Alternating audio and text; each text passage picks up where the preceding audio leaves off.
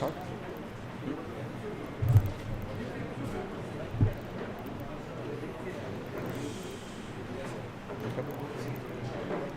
Assalamu alaikum wa rahmatullahi wa barakatuh. Bismillahi walhamdulillahi wa salatu wa salamu ala rasulillah wa ala alihi wa sahbihi ajma'in wa man tabi'ahum bi ihsanin ila yawmiddin, amma ba'd. We are going to discuss about a very interesting topic today. The topic is about the Islamic culture versus the cultural Islam.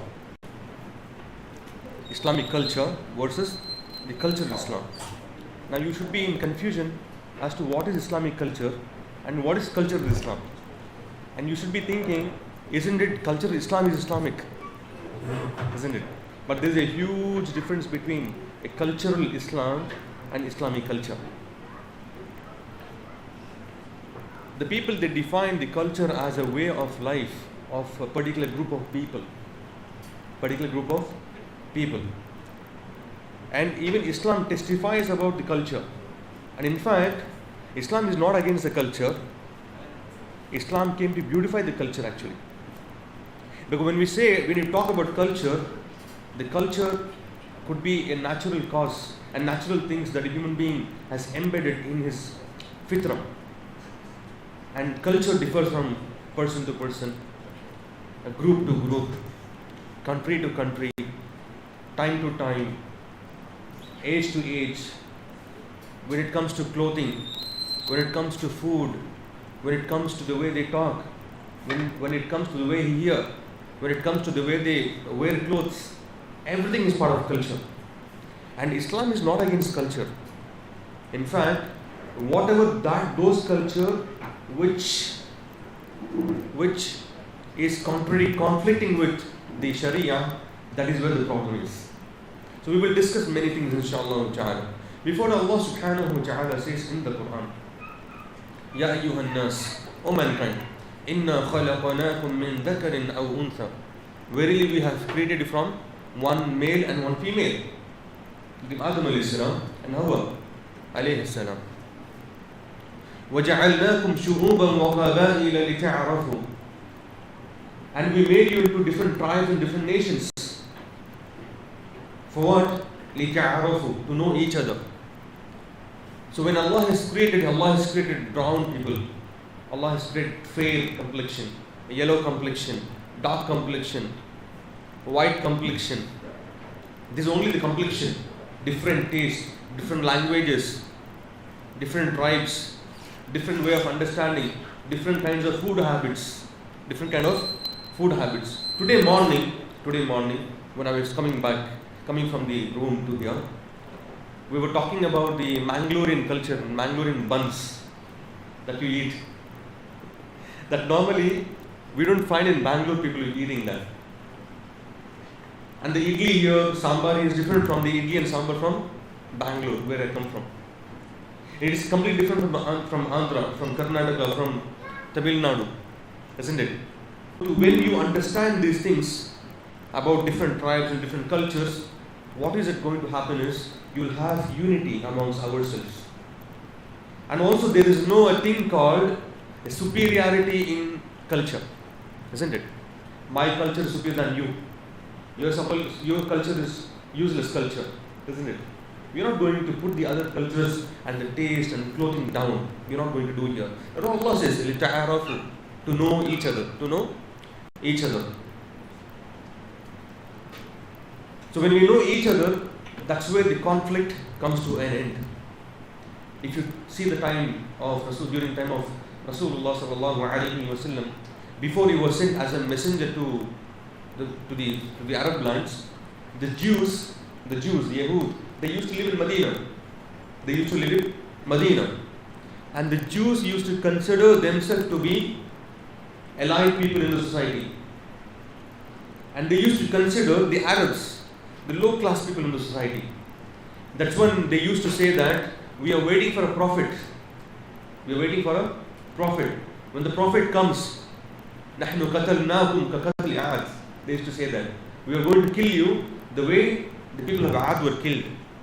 And these mushriks, these Arabs are like, what are they talking about Prophet? What are they talking about killing and all these things? Allah subhanahu wa ta'ala raised Rasulullah sallallahu alayhi wa sallam from among the Arabs. And that's when the Jews, they disowned him. Did not accept him as a messenger. Why? They made the culture superior over the belief. There's a problem now. So what is the worst thing that you can think right now in the society is that you make your culture the highest superiority than over the Quran and Sunnah. That's a problem. That's the problem. Why there are a lot of problems in the society? Why people are not accepting Islam? Why those people are leaving Islam even after accepting Islam? Why the born Muslims are becoming apostates? Murtaddin. Why? Because of the culture. Some of the people, they say that, for example, if you go to this particular website called the apostates.com, apostates.com. So this particular website, it's run by the atheists. They talk about their points and things like that. If you go and see the reasons why they left the religion of Islam, they will be like, my father, my mother wanted to marry me against my will. So I didn't like this. I'm being forced. So I didn't like this way. So they left Islam. And this is nothing to do with Sharia. My parents, my uncle, my Kabila, my tribe, my country, my people, they are forcing me to do such and such things. That's why I left the religion of Islam. But as in fact, the religion of Islam has nothing to do with these cultures. You see now, the culture is not only affecting the way of life, but also it is taking a person away from the religion of Islam. Allahu musta'an.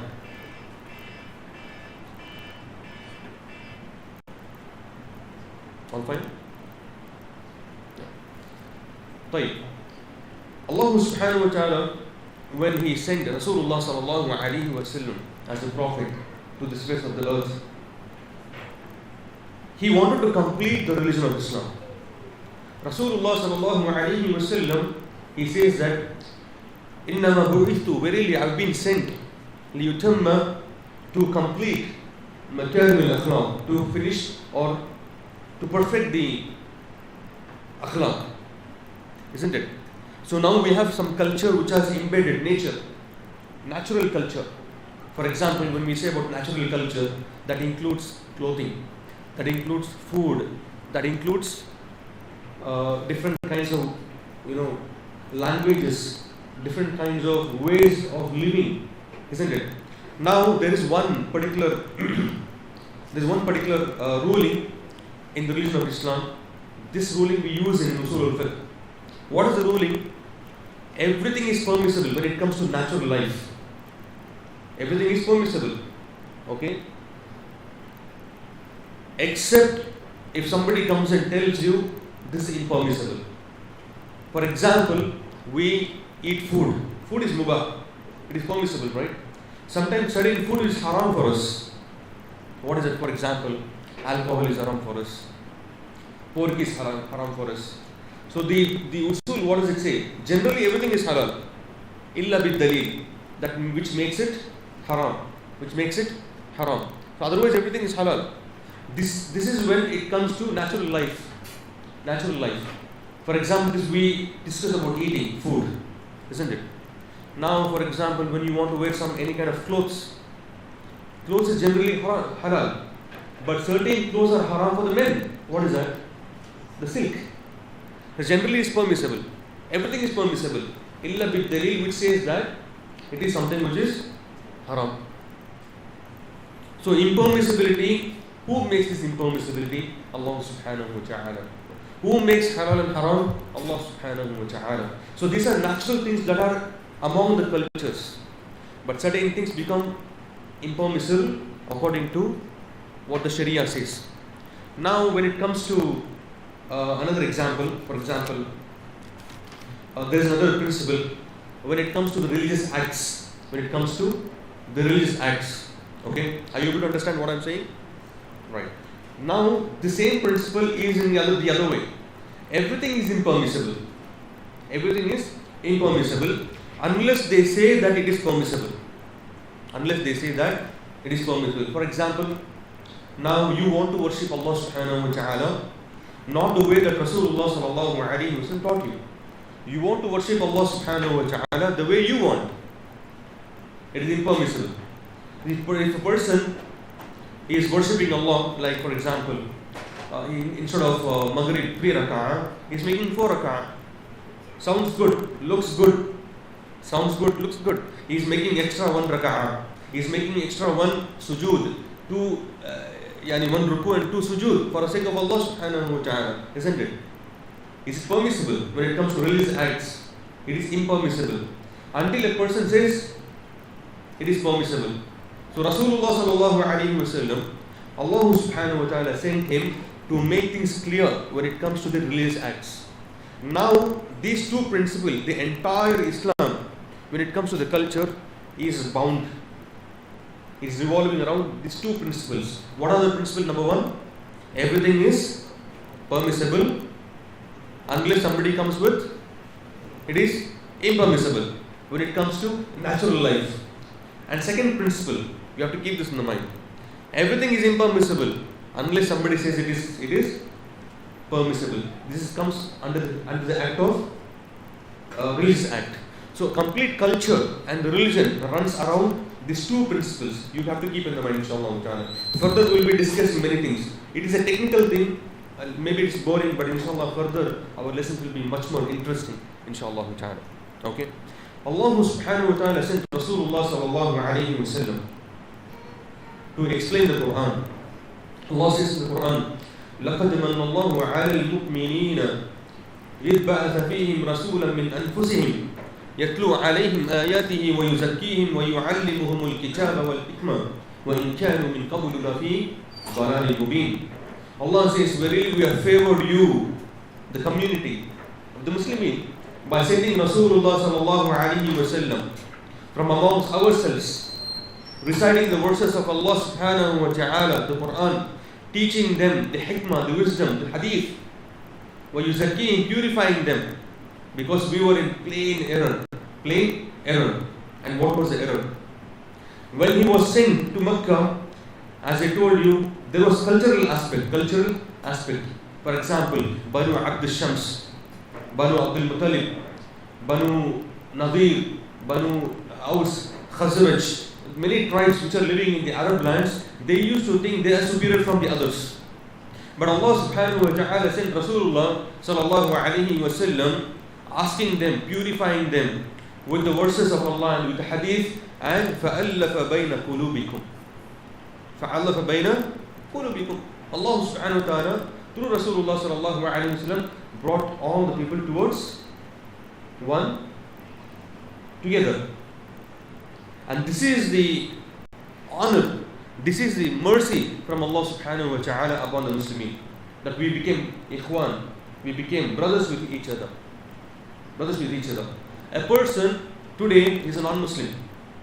Okay, is non-Muslim, and he takes shahada. He will become more Muslim to you. He will become more Muslim to you. Subhanallah. This is what the bond that Allah subhanahu wa ta'ala has created between the believers. And what is the bond? The bond is with the religion of Islam, isn't it? And Rasulullah sallallahu alayhi wa sallam, when we say culture, now you understand the two principles. And what is Islam? We need to understand what Islam is. And in matter of fact, there are many people who do not know what Islam is exactly. They think culture is Islam, but Islam is not culture. Islam is from the Quran and Sunnah. Rasulullah sallallahu alayhi wa sallam says that I left two things for you. I am going to leave two things for you. The two things are as clear as day, as clear as night. That is Quran and the Hadith of Rasulullah sallallahu alayhi wa sallam. And Rasulullah sallallahu alayhi wa sallam further he said in many hadith that I have informed you everything that takes you close to Allah subhanahu wa ta'ala. And I have informed everything that is that which takes you away from Allah subhanahu wa ta'ala. So every single thing has been explained to us. Allah subhanahu wa ta'ala says, Al-yawma akmaltu, this day I have perfected your religion. Lakum deenukum wa atmamtu alaykum ni'mati wa raditu lakum al-islam deena. And we made this religion as a favor upon you. I chosen you this religion of Islam. So now, when we say religion of Islam, there is nothing that we have to add in that. Nothing that we have to add in that. This religion of Islam is complete. If somebody says that no, religion of Islam is not complete, then he is a zindiq. He is a person who is a heretic, isn't it? If somebody believes no, our culture is superior over the what Quran and Sunnah, is a zindiq, is a heretic in the religion of Islam, and that would probably he will become out of Islam. If you see during time of Rasulullah sallallahu alaihi wasallam, those three Sahaba who came to meet Rasulullah sallallahu alaihi wasallam to his house, isn't it? And they were discussing, and Rasulullah was not there. Aisha radiallahu anha, she heard the conversation, and what did they say? They asked, tell us how Rasulullah sallallahu is. She told Rasulullah sallallahu alaihi wasallam, he eats, he fasts, he breaks, he married, he sleeps in the night. Then they said that this is Rasulullah sallallahu alaihi wasallam. For him it is allowed, but we as a normal human being, we have to do much more better than Rasulullah sallallahu alaihi wasallam. When they left and they went, and it was informed to Rasulullah sallallahu alaihi wasallam, he asked companions to go and bring those two companions back to Rasulullah sallallahu alaihi wasallam. When he brought them back, one person he said that, Ya Rasulullah, we decided, if you're doing such things, so we have to do more good deeds in the religion of Islam in order to become close to Allah subhanahu wa ta'ala. And one decided that he will never get married. Another decided that he will fast every day. Another one decided that he will never sleep in the night. Rasulullah sallallahu alaihi wasallam told, I sleep, I get up. I fast, I break fast. I marry, everything. This is from the Sunnah. That's when he says, فَمَنْ رَغِبَ أَنْ سُنَّتِي فَلَيْسَ مِنِّي. And whoever goes against my Sunnah is not from among me. It doesn't mean that I'm not among me, means he's not a Muslim. He's a Muslim. He's a Muslim. وَلَكِنْ نَاقِسُ الْإِيمَانِ. The Muslim is lesser of Iman. Is it clear? So we have to follow the Sunnah. That's where the khair is. And if you think that no, you have to do more than that, then you are deceived. That's why these cultural aspects plays a big role when it comes to Islam. For example, Allah subhanahu wa ta'ala says in the Quran, وَإِذَا قِيلَ لَهُمْ تَعَالَوْا إِلَى مَا أَنزَلَ اللَّهُ عَلَى الرَّسُولِ.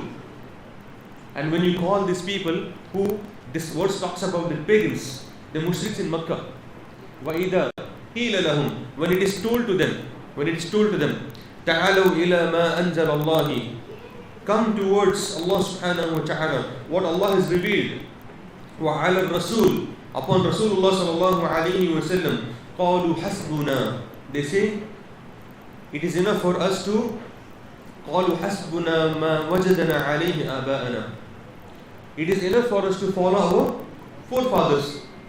وَلَوْ كَانَ آبَاءَهُمْ لَا يَأْكِلُونَ شَيْئًا وَلَا يَهْتَدُونَ. And these forefathers, they do not have any understanding and they not been guided. And the pure guidance is from Rasulullah sallallahu alaihi wasallam, which is in the Quran and Hadith, isn't it? And this particular example, we can use it for present situations as well, where the people say that, and this concept, what concept? We follow what our forefathers follow. They used to worship what forefathers worship. Here, the same concept is used by many Muslims. I challenge, I bet you, I think every one of you here, they have faced some or the other cultural issues. Yes or no? For example, when we say cultural issues, the entire cultural issues and the religious issues goes around four things. What are the four things? There is something called the religious teachings. The culture which is emerged through religious teachings. Number one. Inshallah, we will discuss one by one. Number two, that is by new practices the Muslims adopted new practices. Number 3, there are some practices which are inherited traditions from the pre-Islamic period, that is Jahiliyyah. Number 4, this is something which is very important, ta'assub al-madahib wal-firaq. That is to have, exaggeration of these particular madahibs and certain ways. So we are divided into all the culture and Islamic into 4 categories. Inshallah ta'ala we will discuss one by one. And before that, as I told you, Islam, what is the religion of Islam? Is it what you practice or is it what you submit to? What is Islam? Submit, right? So can you inherit submission? Can you inherit submission? You can't inherit it from your parents. But you have to accept the submission to Allah subhanahu wa ta'ala. But you can inherit culture. You can inherit the culture, but you can't inherit Islam, isn't it? If that is the case, the son of Nuh alayhi salam would be a Muslim. The father of Ibrahim alayhi salam would be a Muslim. The parents of Rasulullah sallallahu alaihi wasallam would be a Muslim. The uncle of Rasulullah who supported Rasulullah sallallahu alaihi wasallam would be Muslim. Many Sahaba radiallahu anhum, their parents, their cousins, their children would have been Muslim, isn't it? That's not, you can't inherit Islam here, but you can inherit the culture. When you inherit the culture, you have to inherit that culture which does not contradict with the religion of Islam. Neither Islam is against that culture which contradicts with the religion. So this is the main thing that you need to understand. So what we understand is that Islam is not against the culture. Islam sometimes beautifies the culture, inshallah ta'ala. Right. Now, going about the first category, that is the pre-Islamic practice. Pre-Islamic practice. We know the pre-Islamic practice can be deduced. For example, if you see the Arab life, the Arab lands, especially when we talk about Sharia, we talk about Arabs, right? Because Rasulullah was sent to the Arab. So if you see the pre-Islamic life before he was sent, the Aus and Khazraj used to fight with each other. Many tribes used to fight with each other, isn't it? And Rasulullah sallallahu alaihi wasallam says in another hadith, Abi Musa al-Ashari radiyallahu anhu قال رسول الله صلى الله عليه وسلم أربع في أمتي من أمر الجاهلية لا يتركونهن. There are four things when it comes to the ignorance which the Muslims have not left it. They will not leave it. What are those 4 things? Al-Fakhru bil-Ahsab. Al-Fakhru bil-Ahsab. What is the meaning? Al-Fakhru bil-Ahsab. I am Shaykh, I am Pathan, I am Khan, I am what? Quraysh. So by the way, when we say Quraysh, according to Arabs, Qurayshi is one of the best clans of the Arabs. But according to India, Quraysh means the one who slaughtered the animal. The one who slaughtered the animal. He is known as Qurayshi here in India, isn't it? And this is Sayyid. What is Sayyid? From the family of Rasulullah sallallahu alaihi wasallam. The other day in Bangalore, I used to take the Quran Hadith class with some people. So there was one person, he's a Sayyid, sitting beside me. He asked me, Shaykh, what is the meaning of Sayyid? I told him, Sayyid means master in the Arabic language, or a leader, or whatever it is. That's the meaning of Sayyid. Shaykh, is Sayyid anything to do with religion? I said, Sayyid is nothing to do with the religion. Nothing to do with religion. Then what do you mean by Shaykh and Pathan? These are all names which are people have taken it. The Khan, Pathan. And I told you, what is the meaning of Khan? Genghis Khan. Khan means king. The Mongolians, they use Khan for the person who is a king, isn't it? So you can't use Khan for Khan is not a religious thing, it's a cultural thing. So I told him these are the meanings of it. Then I told him nowadays there are many Sayyids who claim that they are from the family of Rasulullah sallallahu alaihi wasallam, but in fact they are not from the family of Rasulullah sallallahu alaihi wasallam. And they claim they don't take zakat, they don't marry a woman with another community, with another outside the fold of Sayyid. And all this in this Jahiliyyah and Jahal and all this. I was just telling him. In between what he was telling, may Allah have mercy upon me. May Allah have mercy upon me. Allah raham kare mere par. I asked him, why are you making this dua? Because I am Sayyid. He says, because I am Sayyid. I started laughing. I told, no offense here, but most of the people who claim it's Sayyid from the family of Rasulullah sallallahu alaihi wasallam, they're into haram business, they're into many other things. In fact, subhanAllah, when I was working in Masjid Haram Makki, in the Fatwa Center, there is one Shaykh called Abdul al-Khuzai, from the tribe of Khuza'a. This is a tribe which came to Makkah during time of Ismail alayhi salam, when Ibrahim alayhi salam left him then in the middle of the desert. That Khuza'a tribe, from the clan, is from that tribe, Khuza'a. And I asked him, you're from the tribe of Khuza'a. It's been several thousands of years, maybe around 5,000 years. Before Islam, around 3.5 years to 4,000 years. Now it's around 5,500 years almost. And he's from the clan of Khuza'a. I asked him, do you know anyone from the family of Rasulullah sallallahu alaihi wasallam here? He told, yes. Don't you know your friend sitting with you? Who? He said, this man. He's from the family of Rasulullah sallallahu alaihi wasallam. And I didn't know this. So when he was not there, when he came back, I asked him, are you from the family of Rasulullah sallallahu alaihi wasallam? He said, yes, I'm from the family. And don't tell anyone. Don't tell anyone. The moment we say he's from the family of Rasulullah sallallahu alaihi wasallam, you know what happens? People start worshipping them. People take barakah out of them. This is another problem now, which has taken from the culture. Barakah, seeking barakah from the progeny of Rasulullah sallallahu alaihi wasallam, which is shirk. You can't take barakah from anything. When we say barakah is of two types. Barakatun mashru'a, barakatun ghayra mashru'a. And there are certain things which the Quran talks about the barakah, where you can take from certain things. Where there is barakah, you can't take from certain things. For example, people go to Kaaba and Masjid Haram, and what they do is, there is this the cloth which is on the Kaaba. This is actually a cultural thing, nothing to do with the religion of Islam. The first person who used cloth on the Kaaba was a Christian king from Yemen. When he was protected by the Arabs from his clan in the Yemen, they wanted to kill him. He felt happy and he gifted this cloth, and this cloth was put on the Kaaba.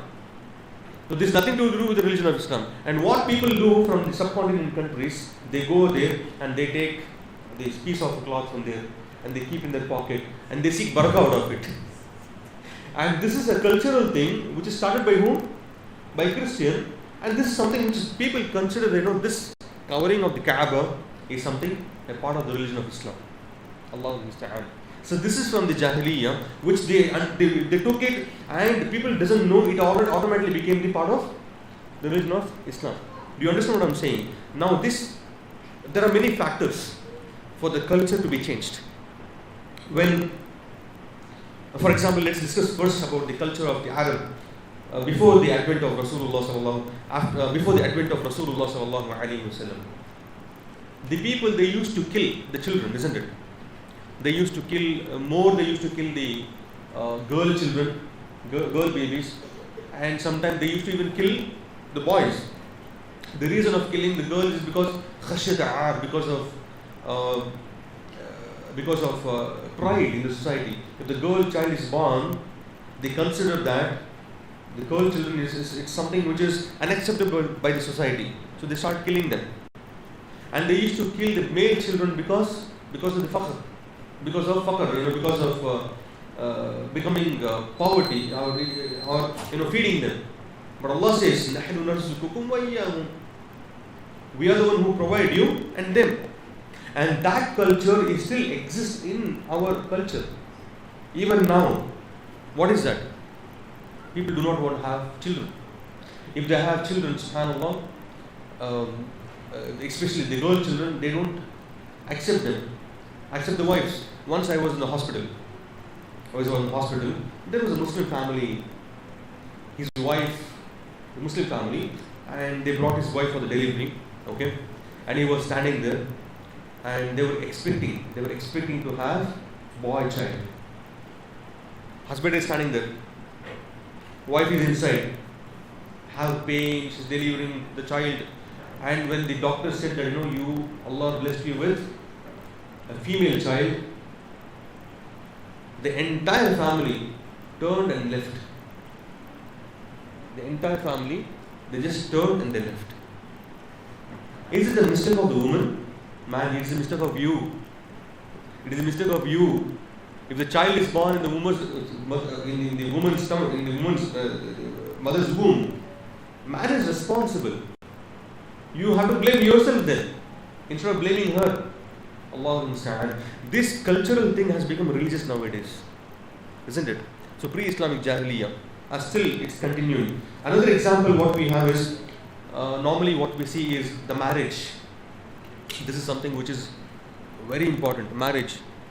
According to Islam, what is the meaning of marriage? How the marriage should be?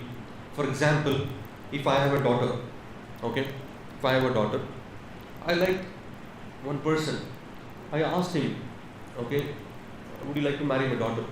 And I asked my daughter, do you like this man? Do you like this man? Ijab wa qubul, both agreed. I said, khalas, finished. You understand? Nikah finished now. Nikah finished. According to Islam, nikah finished. I am the wali. Wali agreed. Boy agreed. Qabul. Girl asked ijab. She also agreed. Finished. The khutbah and all these things which are sunnah. Even with the khutbah you can finish the nikah. This was during the time of Rasulullah sallallahu alaihi wasallam. But what has happened nowadays? I have to get married. Where? Makkah. I have to go to Medina. People all the way, they travel from Bangalore to different countries. They come to Makkah, they get married. And some of the marriages was broken. So are you seeking barakah from the Makkah? By getting married in Makkah? And there are many people, they get married in the masajids. The ulama rahimahumullah, they say that getting married in the masjid regularly, it is not from the sunnah. In fact, it is from the bid'ah. It's from the innovations. Marriage can be taking place anywhere. You got my point. Now we have another issue of the marriage, which we have inherited from pre-Islamic times. Pre-Islamic times. What is that? Meher. Meher, who should give whom? The husband has to give to the wife, as what is understood, what has been agreed. But here what has happened is, the boy, the family of the girl has to give meher to the girl. The girl's family has to give the dowry to the boy. And marriage has become very difficult nowadays. Because of this, fitna has been spread. And people think this is culture. And people think this is a part of the Islamic culture. So whenever there is a child born in the family, who's a male and they say that, I have settled my life now. How? Anyways, he's getting married. Jobless fellow. Useless boy. Nothing. By getting married, he takes a car. He takes a building. He takes money, making things difficult upon the girl's family. In Islam, in the religion of Islam, girl don't have to spend any money for the marriage. It is a boy who has to spend money. Because walima is obligatory upon whom? Upon the boy. Now we call it as reception, for example. Reception, which is not walima. Reception on the day of nikah. The girl has to give that. People think this is a part of the religion. Allahu musta'an. And after the marriage, if you do not give them dowry case, dowry, and many people are being killed. We know that in our community, in our Muslim community, if you go to Pakistan, if you go to all these continental countries, okay, the girls are being burned because they haven't given the complete dowry to the husband family. Even now, in this 20th century, these things are happening. Wallah, these things are happening, and they consider these things as a part of as a part of what? As a part of the religion. And we have something called honor killing. There's something called honor killing. Yes or no? Yes or no? Honor killing. And this honor killing happens when? When does this honor killing happens? Give an example. honor killing, when does it happen? When there is a marriage between some Sayyid or a Shaykh and they marry somebody else. They think this is something marriage between a low culture and high class culture, or low society, high class society. That's when the honor killing happens. And you know what? How many people have been killed? Many of them are killed. And where this honor killing emerged from? You know where this honor killing emerged from? It emerged from Egypt. It emerged from Egypt. There was a mythical story which the Egyptians, they say that there was a goddess called Isis, not the other Isis. No? Don't take me wrong. The Isis, there is a goddess of Egypt, Isis, okay, and her brother wanted to marry her. So what he did, he killed the Isis husband, but she didn't want to marry him, and that's when the concept of the honor killing came into existence. He went on to kill the children of that woman, and these things happened even in the Egypt. If you go to Egypt, Misr, if you go to southern part of the Egypt, okay, there was a recent incident which happened that the two children beheaded the mother, killed and cut into pieces. Muslim family. Why? Because the mother is a widow. Her husband passed away, father passed away, and she got married secretly. And she was pregnant. And when she became pregnant, the children came to know that she's pregnant. And she was about 35 years old. And what happened? They didn't like it. It is something which is unacceptable for these people in the society. And what they did? They beheaded her and killed her. This honor killing. Where did this came from? From the cultural aspect. From the pre-Islamic cultural aspect. Among the Arabs, for example, Arabs used to have more than one wife. And this is another issue which I will be discussing later about the multiple marriage. Okay? Other issues? Yeah. So we have something kind like, for example, during time of pre-Islamic Jahiliyyah, there's something called Nikah al-Muqt. What is that? For example, if the father passed away and he has got another wife, and that wife is not the mother of him. That's why we say Zawjul Ab, the wife of my father. Another woman it is, not a mother. So what the son used to do during the Jahiliyyah, he will not allow her to marry anybody. He will marry her without meher, without her consent. And if he doesn't want to marry her, he will marry her with somebody else without her consent and take the mahr, and he enjoys the mahr. This was in Jahiliyyah. Islam came and removed it. Certain culture stayed back. For example, the diya that we give, the blood money that we give. If you murder somebody, what was that? 100 camels. This particular story came from where? Abdullah, when he was born, that is Abdul Muttalib, he promised that he will slaughter camels. So this particular thing remained in the religion of Islam. Certain things which was in Jahiliyyah remained in the religion of Islam. That shows that Islam did not come to eradicate complete ways of the previous life, but those things which are harmful, which are conflicting with the religion of Islam. This is a prime example, isn't it? Now this is how we're talking about marriage.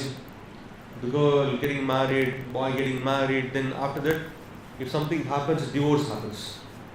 Now, divorce is another big misnomer in the society. If somebody is being divorced, means he is the awlad iblis. That is what the people think about. If a person is divorced, means he is iblis. If the shaitan is that, she is this, and the society has made things so much difficult that the divorce or the widows, many of them are from among the men and women who are unmarried even now. Why? Because of the culture. Now divorce is another problem. I want to divorce my wife, for example. Okay? Divorce my wife, example. I can't do it because of what? Because of the culture. Because of what they will think, what he will think. and you start screwing your own life. This is exactly happening everywhere. Because of that, children are affected. Because of the families are affected. Because of your mental stress is affected. Islam does not restrict you, but culture restricts you here. And this is what we are facing everywhere. Allah, this is what we are facing everywhere. And I know that most of you have seen in your own families. And for example, if you go, for example, you learn some hadith, you went and told your father, Dad, this is what Islam says, and your family is following certain culture. He says, are you teaching me? Who are you teaching me? Did you grow up? Who are you teaching me? And they say, we have seen our forefathers following it. Who are you to teach us? And I know there are many elders here. You can ask them. They know better here, subhanAllah, what I'm talking about. Don't teach us. We are elders. We have seen life. So this is something which they are rejecting from the religion of Islam. So you got to be very careful when you reject something from the religion of Islam. So here, this culture has become more superior than the religion of Islam is. SubhanAllah. That's where it is, the Iman is in danger. Iman is in danger. Few other examples which we say about the pre-Islamic period is that this hadith which Rasulullah sallallahu alaihi wasallam told, Al-Fakhru bil-Ahzab, people will have a boast about their clan, boast about their, the lineage. I am from this lineage, so I am better than you. I am from that lineage, so I am better than you. These things will remain in the religion of Islam. That's why we have this thing called, I am Sayyid, I am Pathan, I am better than you. This tribe is better than that, isn't it? This remains. Another thing which is at-ta'anu fil ansab. At-ta'anu fil ansab. That is criticizing the other communities, criticizing the other nasab. We do that. Yes or no? Ye kala hai, ye gora hai, isn't it? This fellow dark. This fellow is dark. It's another problem nowadays. Cultural habit. If you want to get married, they don't want to marry a person who is dark. Why? Because the children will become dark. The children will be dark in color. So they want fair. During the time of Rasulullah sallallahu alaihi wasallam, one of the Sahabi, both husband and wife, they are good color, but the child became dark in color. He came to Rasulullah and asked me, Ya Rasulullah, my child is dark, I doubt my wife. Rasulullah asked him a question, do you have camels with you? He said, yes, I have camels, yes, Ya Rasulullah. Okay, what kind of camels do you have? I have those brown camels. Do you see the children, anyone among the children, the kids of the camel, what do you call it, kids? Calf is a cow. Even camels, calves? Oh, calves. Have you seen that? Yes. He said, what is the color? He said, somewhat black in color. So that is what it is. Because the child, mother and father fair. Sometimes child will become brown or black. That's because he has inherited from the lineage. So that's why they say we don't want to get married, and this cultural that became a religion here now. From the pre-Islamic period, subhanAllah. And there's something called nikah shigar. For example, I'll give my sister to you, you should give my sister to me. I'll give my daughter to you, you should give my daughter to me. You understand, right? In the sense, my son will marry your daughter, and your daughter should marry my son. Shigar, this was a practice during the Jahiliyyah. Even now that continues. Even now among the Muslims they say that conditions of the marriage. These are some of the conditions which is invalid. And we have, for example, a few other things, certain things of Jahiliyyah which are not shirk or kufr, but that those things will becomes kufr as well. Example, that we have inherited from the other religions. For example, you're traveling. Now, when you're traveling, there is a cat which crosses in front of you. Then you stop traveling. Why? Cat crossed. One of the Mashayikhs was telling that once he was traveling, he was driving, and by mistake he hit another car in front of him. Just small dash. So the person who got hit, he got down and he was traveling to some different country, and this happened in Dubai. This happened in Sharjah, somewhere in Dubai. Okay, and he gets down. The Arab gets down, and he says, oh, I'm not going anywhere now. Why? That's a bad omen. What is that? Hitting. So I don't want to travel. So that is a bad thing. The cultural thing has become religion. And if that suburb, if it takes that suburb as a thing which is which is going to harm, this will become shirk. For example, a person who believes that these medicines, a person who believes that these things are the one who gives shifa and which benefits not Allah subhanahu wa ta'ala, it is shirk al-akbar, the greatest shirk. If a person thinks that that cat which crossed in front of you, which we have taken from home, from Hindu culture, this is. Hindus, they used to believe this. They used to believe this. Black cat or any cat crosses, and Muslims have taken that. If they believe that this itself is going to benefit you or harm you, it is what? Shirkul Akbar. Otherwise, Shirkul Asgar it is. Otherwise, it's Shirkul Asgar, the minor shirk. But minor shirk will become major shirk, according to the way you understand. That is what we need to understand here. And for example, we have some people, they say, a crow has come and sat on my building, and it is keep shouting. That means somebody is going to die in the house. Somebody is going to die in the house. Some people, they believe that when you see the shooting star, the shooting star in the night, and they remove this the eye lashes, they keep it on their hand and they blow it. They make wish and they blow it. That means the wish comes to true. I think hopefully you have heard all these things, right? Where are these things from? It is nothing to do with religion. These are things which are inherited from the other religions. Yes or no? Now, for example, when we discuss about the pre-Islamic Jahiliyyah, those things which you adopted has become a kind of a religious practice now. Can you give me an example of it? The example of it, big example. Every year we have this problem. What is that? Yeah? What is it? Sorry? Eid Milad. That is the birthday of Rasulullah sallallahu alaihi wasallam.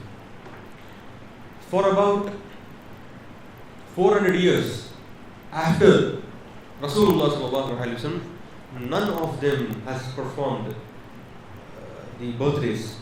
And in fact, even the previous generations, nobody used to perform birthdays. But birthdays of whom? The righteous people. No prophet's birthday was performed. But they used to perform the birthdays of the kings, Pharaoh, the Pharaoh, for example. Those people's birthdays are performed. This was a pagan ritual. What is that? Birthdays are pagan ritual. These are the rituals of the Mushrikeen. It's alien to Ahlul Kitab. It's alien to Islam. But Fatimiyya, the Fatimid dynasty, the Fatimiyya is one of the clans of the Shia. We do not accept them as a Muslim, Fatimiyya. And presently they're not there anymore. But then they are the one who introduced this particular thing called Mawlud Nabi sallallahu alaihi wasallam. Thinking what Christians are worshipping Jesus or celebrating about Jesus, Isa alayhi salam. And this particular thing, what the Christians also have taken from, is because from the pagan ritual.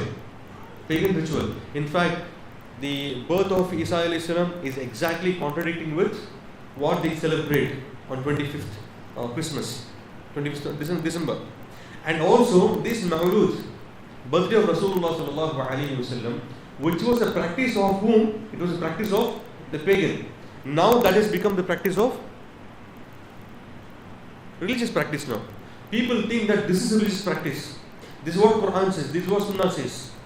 So the practice of the pagan became the practice of the religion of Islam. Isn't it? So that's where they inherited from. And the Christians, they started celebrating the birthday of Isa, and these people, they said, no, our prophet deserves more respect. So we will celebrate Mawlud.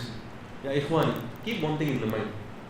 Whatever, if you love Rasulullah sallallahu alaihi wasallam, love him the way Allah subhanahu wa ta'ala told you. If you want to elevate the status of Rasulullah sallallahu alaihi wasallam, elevate the status of Rasulullah sallallahu alaihi wasallam to the status which Allah has given him. If you elevate him more than that, that will become gulu.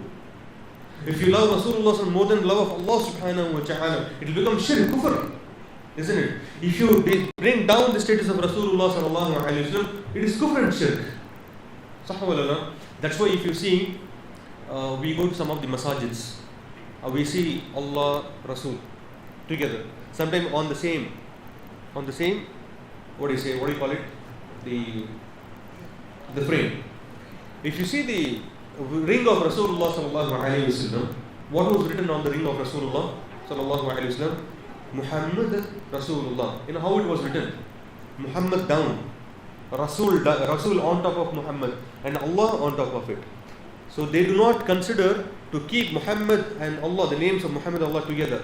Even on the ring of Rasulullah sallallahu alayhi wa sallam, Muhammad was written down, Rasul was written in between, Allah was written on top of it. So how are we going to elevate the status of Rasulullah sallallahu alaihi wasallam more than the status of Allah, or more than the status what is given to Rasulullah sallallahu alaihi wasallam? Do you understand what I'm saying? This cultural thing has come into existence, and that has become a part of the religion of Islam. So this is what is known as, the kufr and shirk. It falls into the kufr and shirk. The reason why, and this is some other important topic what we need to discuss. The matter of fact, what you're wearing, kurta. What I'm wearing, saud.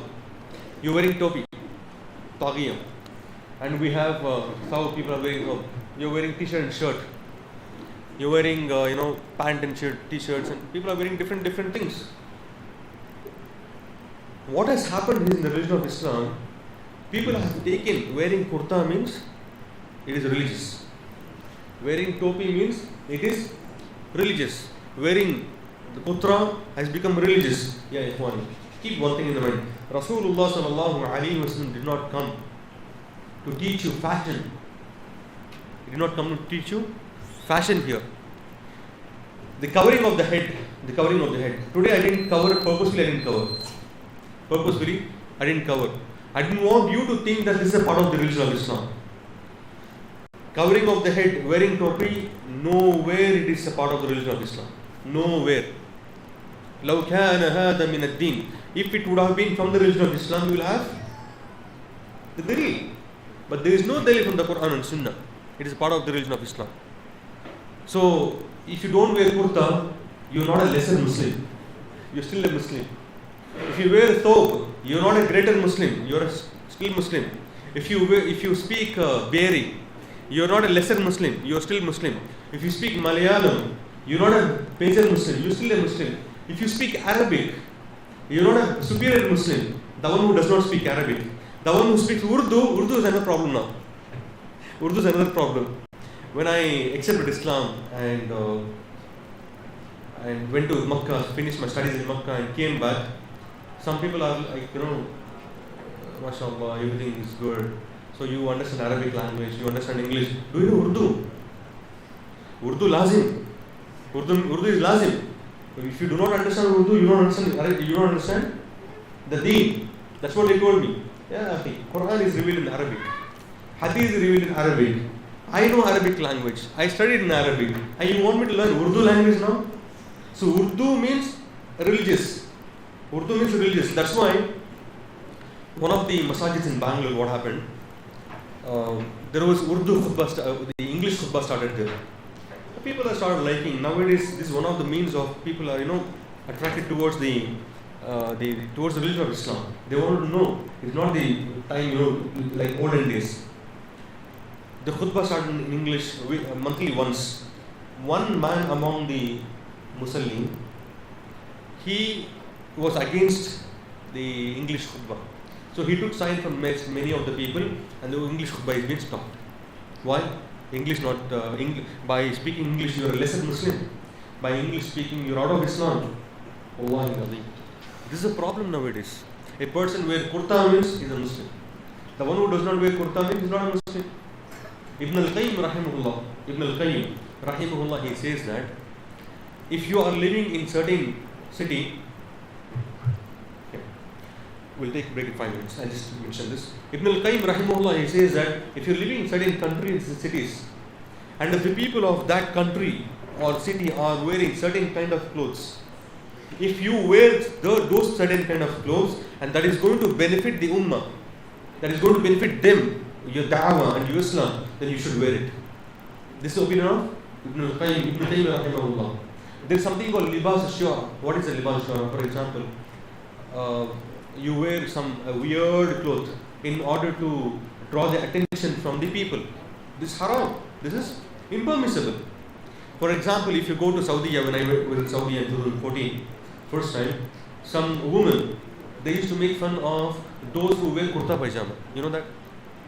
The one who wears kurta pajama, they used to make fun of them. You know why? Because shalwar kameez look like kurta pajama. Shalwar kameez look like kurta pajama. Now, so if you wear thawb and go to certain places where people have not seen the thawb, they think that you have worn nighty and came. You wore nighty and came. Right? I was in the hospital once. I was walking. A lot of hospital examples. I was walking. One Muslim sister, she was telling somebody that, वो 90 पहन के घूम रहे हैं वो मौली साहब. Who is this मौली साहब? They say the person with beard. 90 पहन के घूम रहे हैं.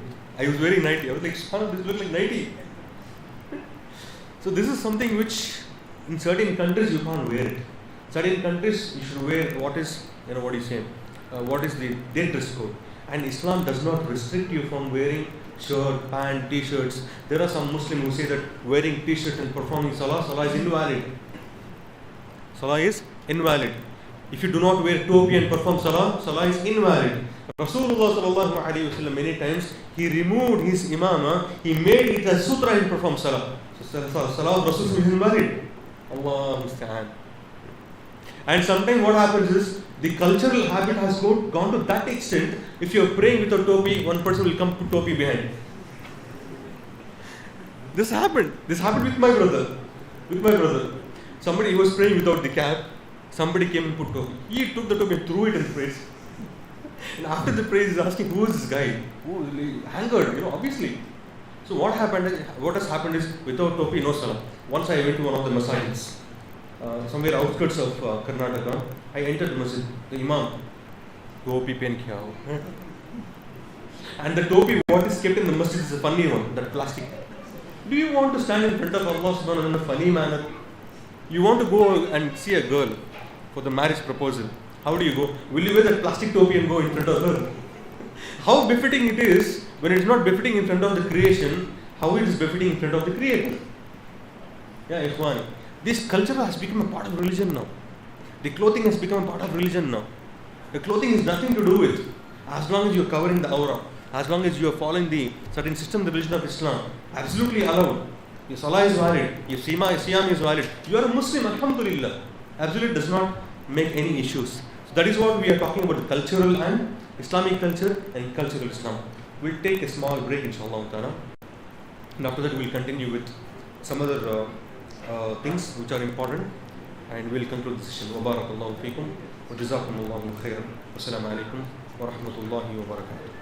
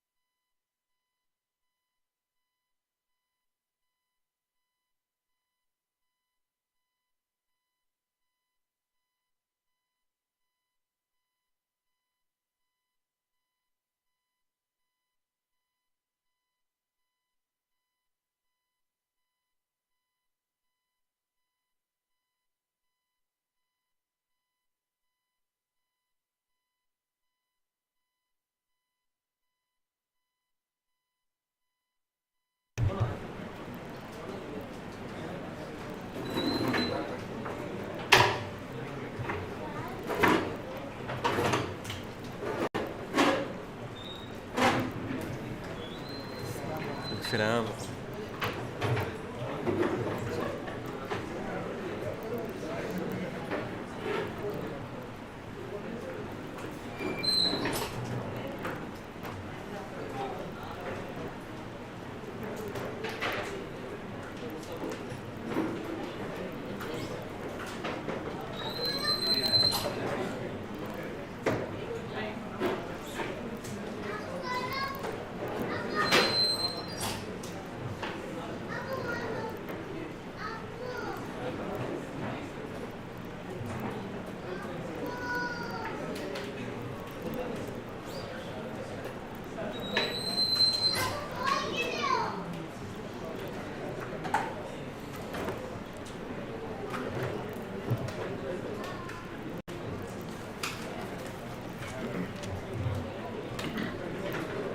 We'll go like now.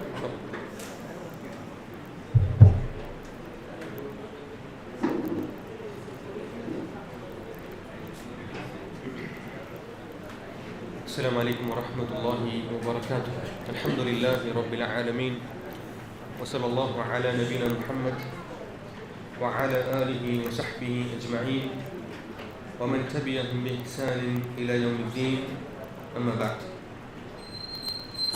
Now we were discussing about the second aspect, that is how the Muslims started adopting some of the practices that is being practiced in the culture from different religions, different backgrounds.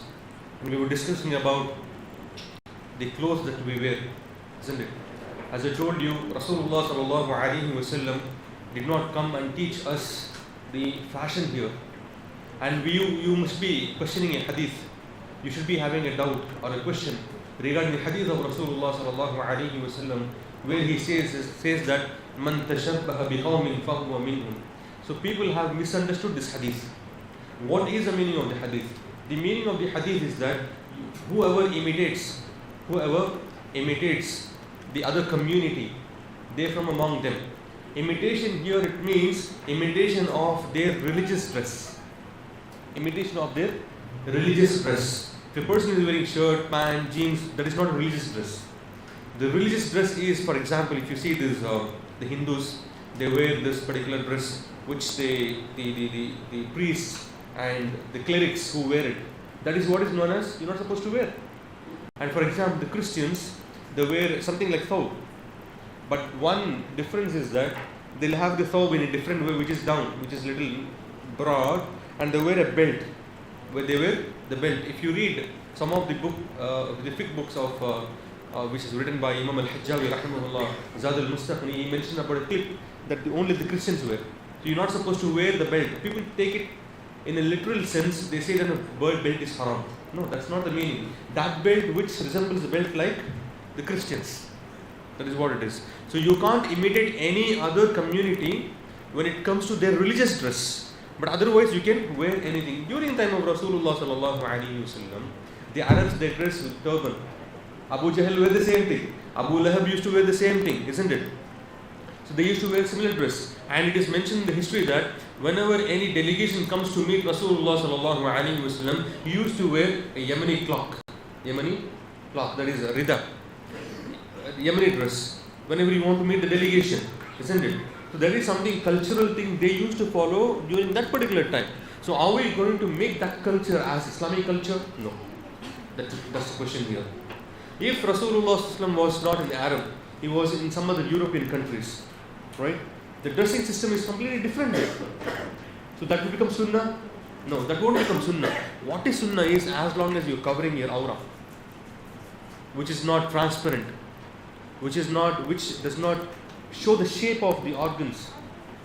Whatever you wear, alhamdulillah, it is from the zina that Allah subhanahu wa ta'ala has made for you. The beautification, that is wearing the cloth. A simple funda this is. But people have made this cultural aspect a part of the religion of Islam.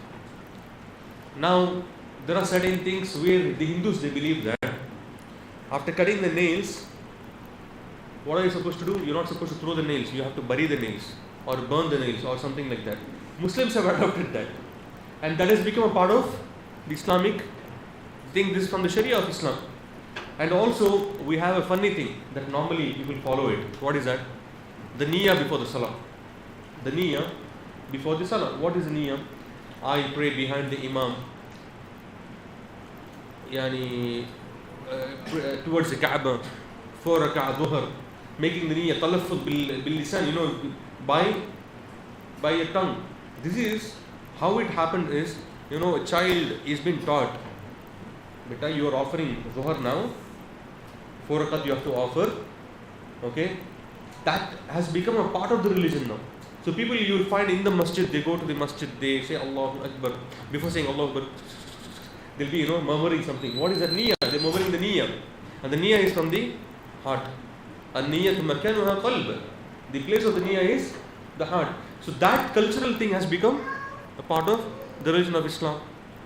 So that's the difference. We need to draw lines between the culture completely and the draw line between the religious practice. Sometimes these cultural aspects which are brought and introduced in the religion of Islam became innovations. That is third category now. That is the third category. What is that? For example, reciting Surah Yasin. Reciting Surah Yasin based on some of the hadith which are da'if jiddan, which are extremely weak, and some of the hadiths are mawdu even, fabricated hadith. It talks about you have to recite Surah Yasin when a person is going to die. You have to recite Surah Yasin after the person dies. You have to recite Surah Yasin, go to the graveyard and recite Surah Yasin. Isn't it? All the hadith on this matter which is mawdu, fabricated. Now that particular thing which the cultural people they used to follow, that became a part of the religion of Islam. And we have this another ritual that we follow, that is what is it? The 10th day of the death of a person, the 12th day death of the person, 40th day the death of a person. And this actually inherited from where? From the kuffar, especially from the Hindus. That is become a part of the religion now. Recently, one of my friend, he's a Salafi, and his father passed away, rahimahullah, and he was messaging me asking, Shaykh, this my family members are, they want to keep celebration, not celebration, the get together on 10th day, 12th day, and 40th day. What do I do? I said, don't allow this. This is your father. Don't allow this to do. If I stop, they're going to get offended. So are you going to make a cultural practice and thinking this is a religion? Let me tell you another usul. When it comes to culture, anything that you do, if you think that this is a part of the religion, or this will take you close to Allah subhanahu wa ta'ala as a ibadah, it is a bid'ah. It is an innovation. It's another thing that you need to keep in mind. But any other thing that you do, it's a cultural thing, but does not take you close to Allah subhanahu wa ta'ala as a belief, then that is not from the innovations. In that also we can divide that into two categories. That which are conflicting the Sharia, that which are against Sharia. Like for example, imitating the kuffar and things like that. Nobody is seeking nearness to Allah subhanahu wa ta'ala here. Am I clear about this matter? So the celebration on they get together on 40 days, reciting the Quran, the graveyard, and all the things which are impermissible. We have another issue which has become a part of the religion, that is circumcision. Circumcision is sunnah when? 7th day. 7th day, circumcising the child on the 7th day is from the sunnah of Rasulullah sallallahu alaihi wasallam. And holding a party for that is something a cultural practice. They say khatna, right? That's a cultural practice. That has become a religious practice now. Now, children are circumcised sometimes at the age of 10, 11, 12. They say this sunnah. This is not from the sunnah, this is from the torture. The pain that you feel during that age is much severe than what you feel on the 7th day. On the 7th day. And for that day, this boy who has been circumcised, he is having pain and people are celebrating for that. Wallahi, this has become a part of the religion. Isn't it? Wallahi, we need to stay away from such kind of practices where the culture has dominated the society. The culture dominated society. Because of this, I know some of my friends who are converts, they're scared to get circumcised now. Because of the pain, because of people getting, making them scared, and especially when they say, you have to hold a party in the religion of Islam, they're like, what party? What is this? Even for circumcision, there's a party for religion in the religion of Islam. Where is the party of for circumcision in the religion of Islam? Wallahi, there is nothing like that. So cultural thing has become a part of religion. And now other thing, for example, recite people, they say Sadaqallahu al-Azim after reciting the Quran. Wallahi, there is no sunnah. Not in the Quran, not in the sunnah. In fact, when you read Quran, you see, A'udhu billahi minash shaitanir rajim. فَإِذَا قَرَأْتَ الْقُرْآنَ فَاسْتَعِذْ بِاللَّهِ مِنَ الشَّيْطَانِ الرَّجِيمِ. If you want to recite Quran, then you seek refuge in Allah subhanahu wa ta'ala from the shaitan. But nothing after that. But they say, Sadaqallahu al-Azim, verily Allah spoken the truth. This is from the innovative practices. The word is good. The word is good. But it is not from part of the religion. Another thing, what we people are doing it, even some of the people of Sunnah, they do it. What is that? Starting any program with the recitation of the Quran. Any majlis with the recitation of the Quran. Now it has gone to that extent that people are thinking this is a part of the religion of Islam. So that's why we got to be very careful when we are following anything. Today we have an issue. What is the issue? The LGBT issue. Lesbians, bisexuals, gays and transgenders. Now there's a big issue going on the face of the earth. Okay, I used to always mention to my students that the culture keep changing, the mentality keep changing. Once upon a time, if somebody sees a lesbian or a gay or transgender or a bisexual, they used to consider this as an abomination in the society, isn't it? Something which is strange. Now what has happened is, I was telling you, down 50 years down the line, what happens is, they say this is okay. Lesbianism and all this LGBT issue is okay. Now tomorrow, another 50 years down the line, they make it obligatory. They make it obligatory. Now what is the situation? That's the situation now. So now we are accepting what the Western world is going to dictate us. Now for example, now the FIFA, that is the World Cup matches are going on, the football, right? So they've restricted a lot of things, right? People are like, how they can restrict. How they can restrict from alcohol, how they can restrict from wearing loose clothes or almost being naked in the Islamic countries. Of course, yes. You want us to respect your culture, and you do not want want to respect our culture. Got my point? So the Western people, they want to respect whatever they do. We need to respect them. For example, if you go to Western countries, and some people they ask, Shaykh, is it allowed to migrate to Western countries? Allowed, no problem. But what happens is, next couple of generations, they will not be Muslims. There was a survey that those people who migrated to European countries about 200 years back or 100 years back, 2 generations, the third generation are non-Muslims. The third generation are non-Muslims. Forget about that. The children will lose the value. The child will say, I am going to complain against you to the police. You're beating me. Police will come, take the father, put him behind the jail. You want this? Now this is something we are thinking, okay, it's freedom of speech. Tomorrow, this will become a part of the habit. That part of habit became the behavior. That behavior will become fitra. Became fitra. A person is keep committing sins. That's habit. Over a period of time, that became a habit. That habit became fitra. Now the culture, which was something started to stop something, that became a habit. That became fitra, and that fitra became the religion. This is how the things are transforming. You got my point. So we got to be very careful when we think about the religion fitra, religion and the culture. We have another example. For example, the Sufism, asceticism, mysticism, we say, Sufism.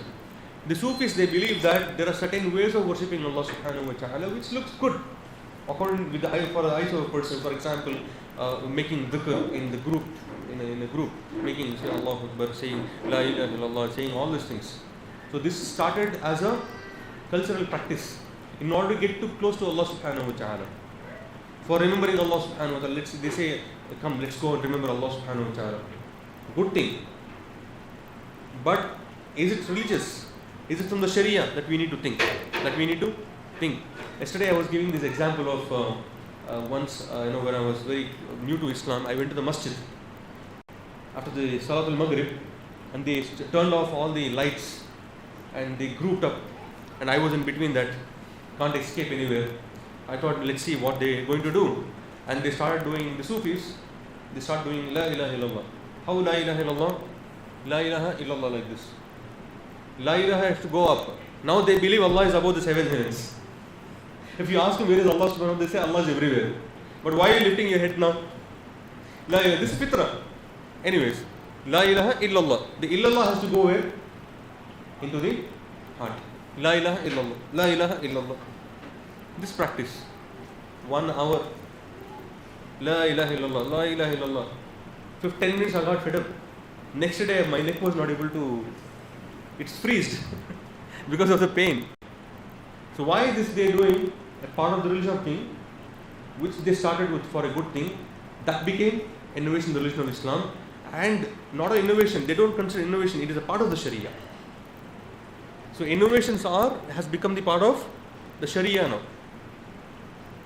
Cultural things turned into innovation. Innovation turned into cultural, into the Sharia. So these kind of practices, like remembering Allah in groups and going around, these things might sometimes lead to kufr even. Sometimes leads to shirk even. Allahu Ta'ala. So we got to be very much careful about it. Some people they ask, for example, how did you think that's Muharram? Every Muharram, the Shia, they go and they injure themselves. And not only the Shia, even some of the Sunni Muslims also participate in that. Why? Imam Hussain was killed. No, Hussain was killed. You know where this concept came from? When Hussain radiallahu anhu was called to Kufa by these Shias, these people, Shia to Ali, Shia to Hussain, they nothing to do with the religion there. They used to support Ali radiallahu anhu. They want to support Hussain radiallahu anhu. Nothing to do with the ideology. There was no Shiaism there. Only it was a political Shiaism. After Hussain was killed, after sending letters to him, calling him, these people, they abandoned Hussain radiallahu anhu. After abandoning, when Hussain was martyred, after a few years, these people start regretting that they didn't support Hussain radiallahu anhu. That's when the group emerged called as At-Tawwabun. At-Tawwabun. What they say? We regret for the death of Ali radiallahu anhu. They started mourning on the death of Ali radiallahu anhu. That's where this issue came. Which one? The Muharram, the 10th of Muharram. That became a religious practice now. What the Shias used to do, that turned into a religious practice. Even the Sunnis have started believing in those things. Now we fast in the month of Muharram, right? In the month of Muharram we fast. For what? Allah subhanahu wa ta'ala saved Musa alayhi salam from Fir'aun. If you ask some of the Sunni Muslims, our people, why are you fasting? Means Hussain mar gaya na. Hussain, death, right? Because of the Hussain. Many of them, they do not know why they are even fasting. Why? This cultural practice which turned into a political thing, which turned into ideology, that ideology turned into as a part of the Sunnah of the Sharia. Allah musta'an.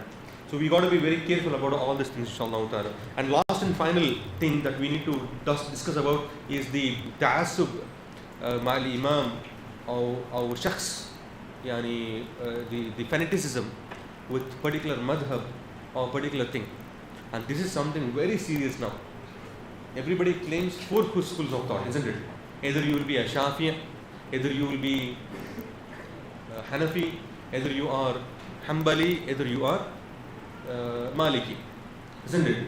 This is how the world is divided into these groups, the 4 groups. Now that's fine. Following Imam is fine.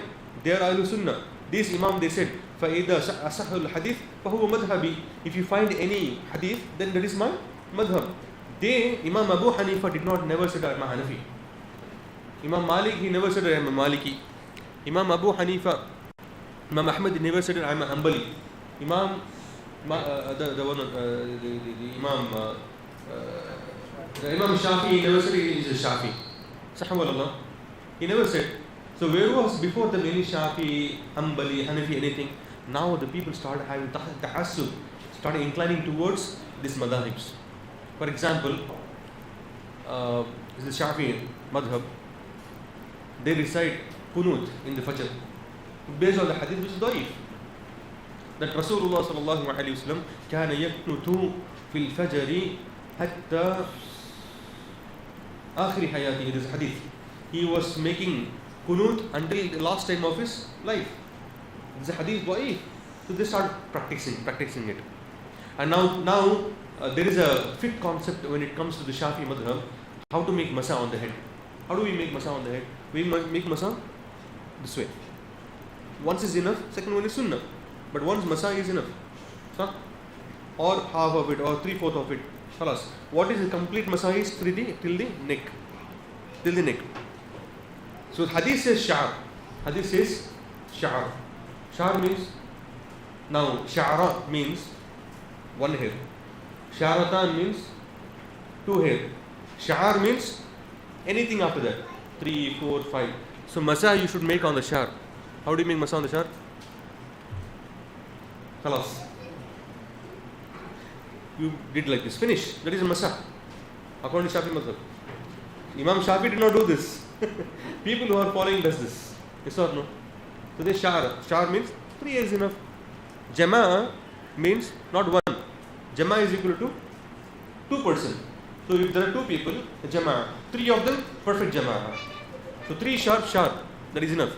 If you tell them, yeah, hey, why are you doing this? You say, Imam said this. Then you say, see hadith of Rasulullah sallallahu alaihi wasallam. It is mentioned in Sahih Muslim. It is mentioned Bayhaqi. It is mentioned Daraqutni. It is mentioned Bukhari. If you say no, Imam Shafi said, then he says you are a Wahhabi. Subhanallah. This is a anomaly that we find nowadays. If a person is doing Raful Yadain, it's a bigger issue. If a person is saying Ameen, it's a bigger issue, isn't it? So these things which are ta'assub in the religion of Islam. Because of this ta'assub, what happened? People started thinking that this is a part of the religion. And they start accepting it. And this caused what? A lot of conflict between the believers. If you go to Sudan, if you go to African countries, there are these people called Malikiya. When they pray, they won't raise their hands. Certain Malikiya, they won't raise their hands. They keep their hands down. Salah is valid.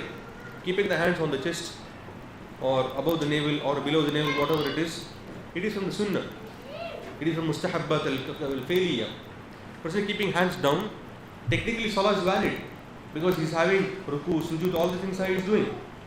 But he's not getting the complete reward. But if you go and tell them, see, Rasulullah sallallahu alaihi wasallam says he used to keep the hands on the chest. He used to make Raful Yadain, Allahu Akbar, Takbiratul Ihram, and he used to go to ruku, come back from the ruku. He used to keep his hands. They say, no, our Imam says.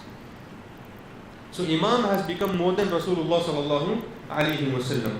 And this is a prime example of following any particular person. I will give another example here. Think about this example. Makkah was a pure land, isn't it? Makkah was a pure land. Ibrahim alayhi salam came and built. Ismail and Ibrahim, they came and built the Kaaba. It was a place where there was no shirk. There was this man called Amr ibn Luhay al-Khuzai. Amr ibn Luhay al-Khuzai. The person who is a mushrik, not a mushrik, he traveled to Sham, Syria. There he found the Syrians, they were worshipping certain idols. And he found this something good.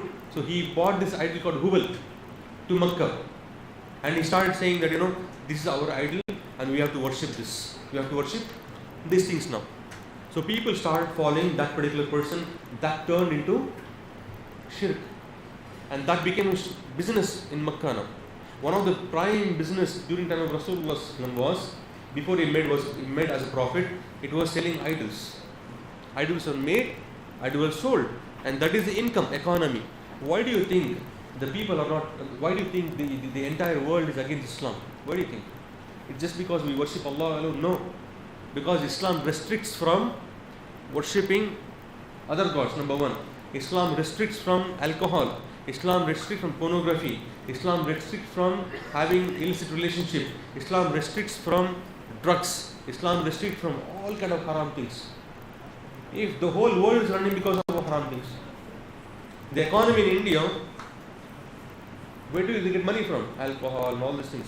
Economies are running, many other countries, by running the film industries and all this pornography, things like that.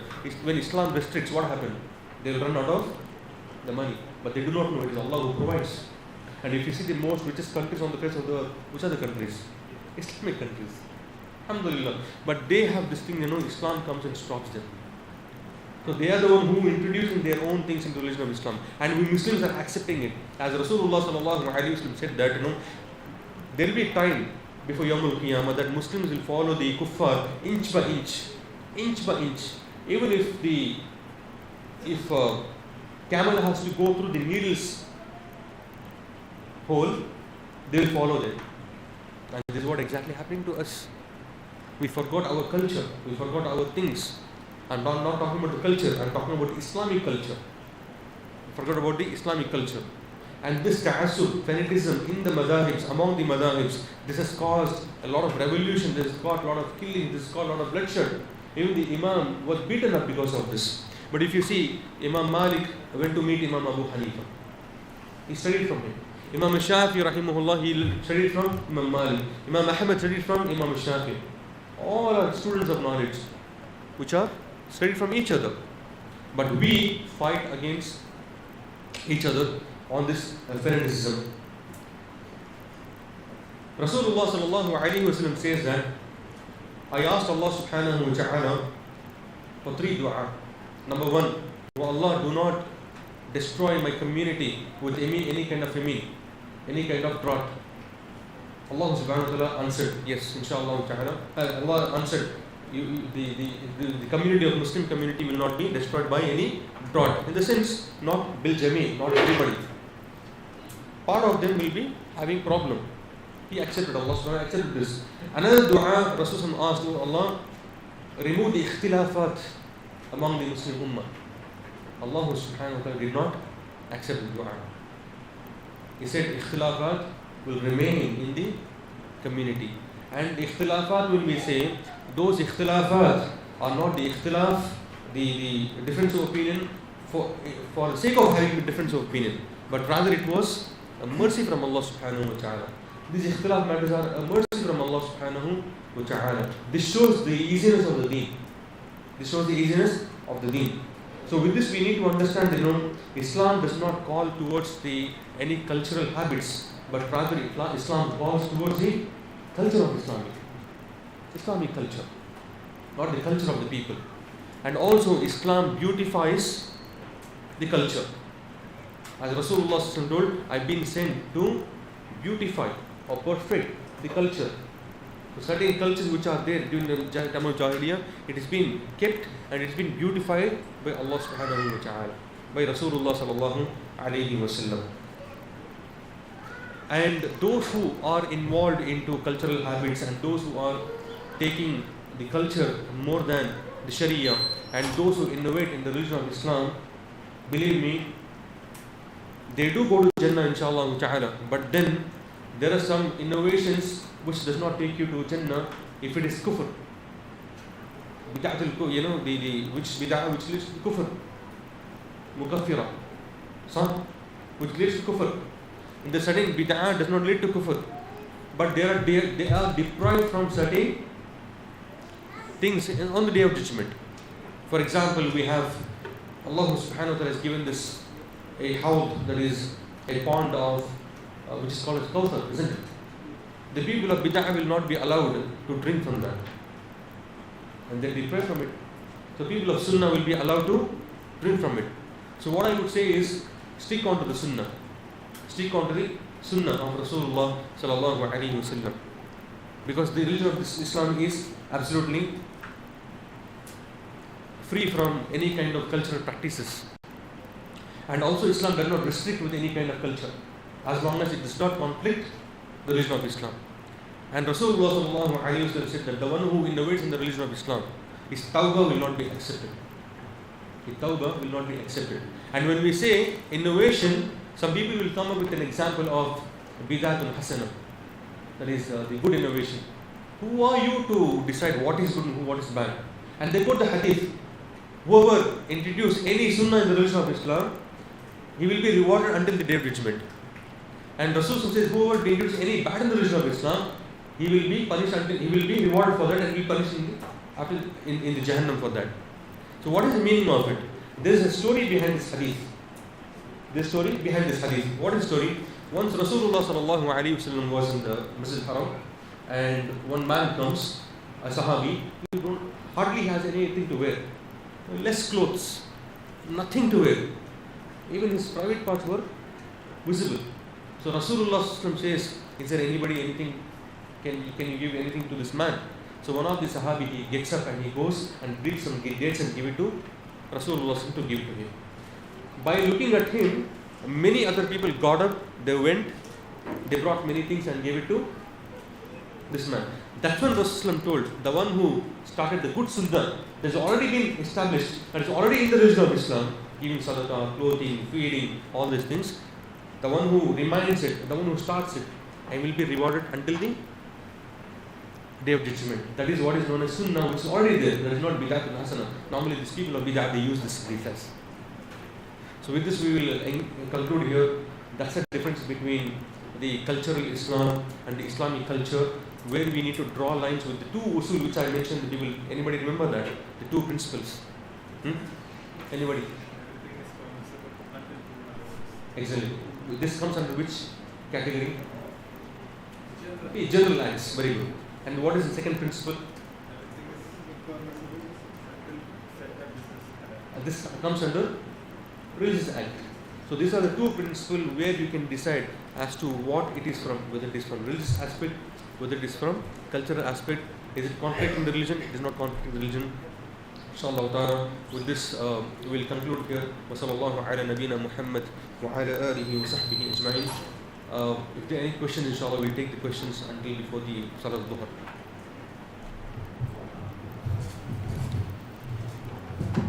Assalamu alaikum. If any brothers have questions, you can just raise your hand and ask. Okay? And with regards to sisters, you don't have mic arrangement, so you can send the questions in chits, inshallah. And before we start the question session, there is a small token of gratitude from Dana Shabab for Shaykh for his immense beneficial sessions. Alhamdulillah, we come to the end of it. So I request Faizan Officer to come and give it to Shaykh. SubhanAllah, not required all these things.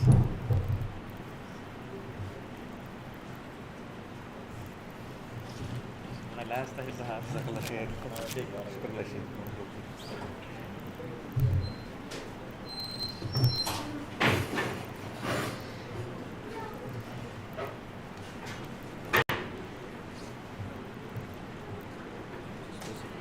One question from Chips you can answer.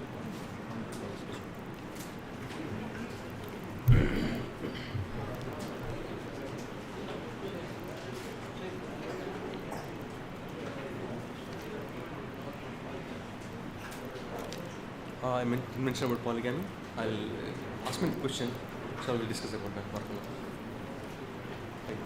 We'll take the questions. There are some questions from the sister side, and we'll take one by one. One question from there, one question from here, and inshallah ta'ala we'll conclude in another half an hour before Dhuhr, inshallah. Let me know, because I don't know the timings, inshallah. Like, there's a question here: does the meher have to be a huge amount? The presence,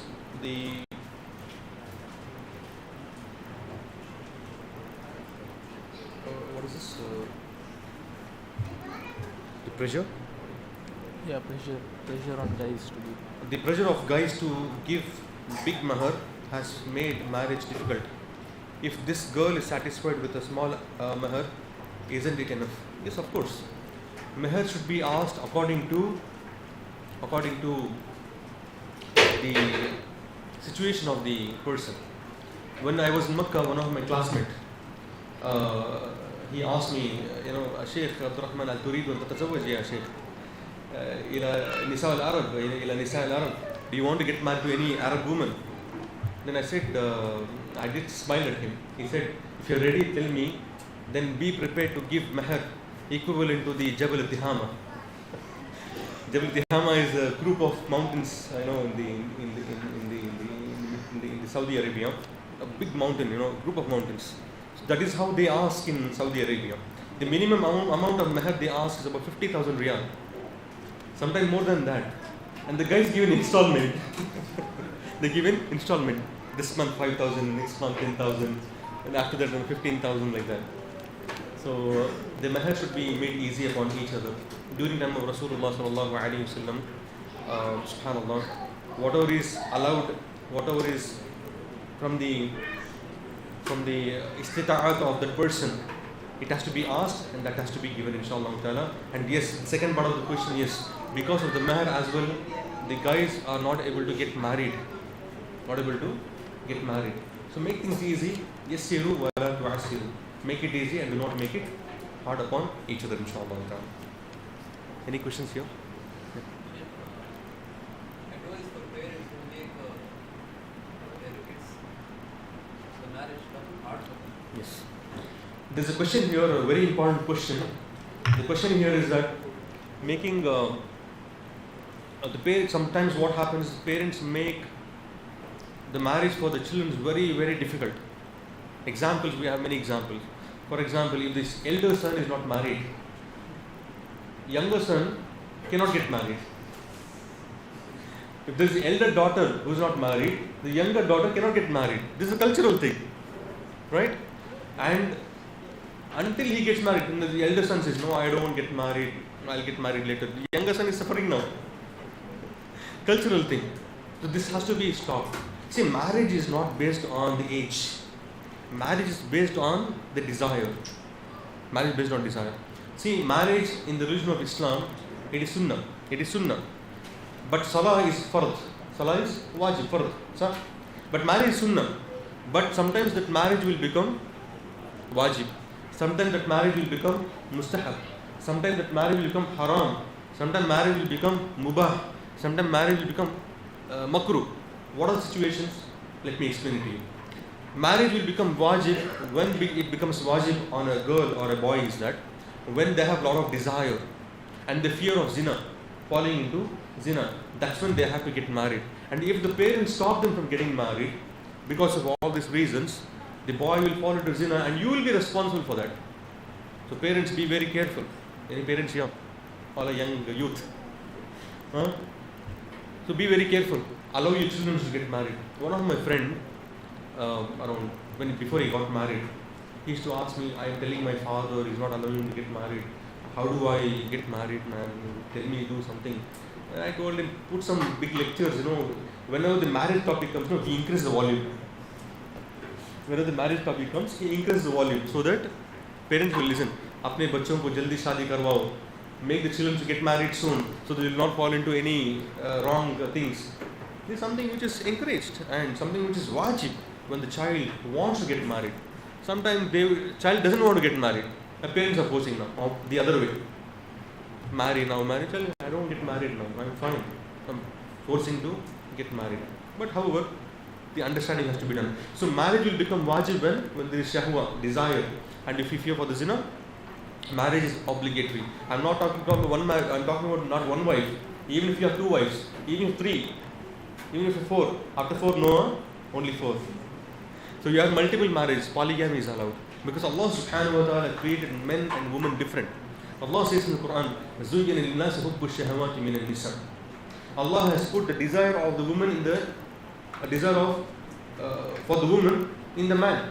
So man is not like woman. Man is not like woman. The man desire is more than woman. And who put this desire? Allah subhanahu wa ta'ala. We didn't ask Allah, Allah put this. Allah created the men like that. So men is, if you're looking for the polygamy, more than one wife, Islam allows it. Who are you to stop it? If you're stopping it, you're stopping something from corruption, stopping from khair, and that leads to the corruption.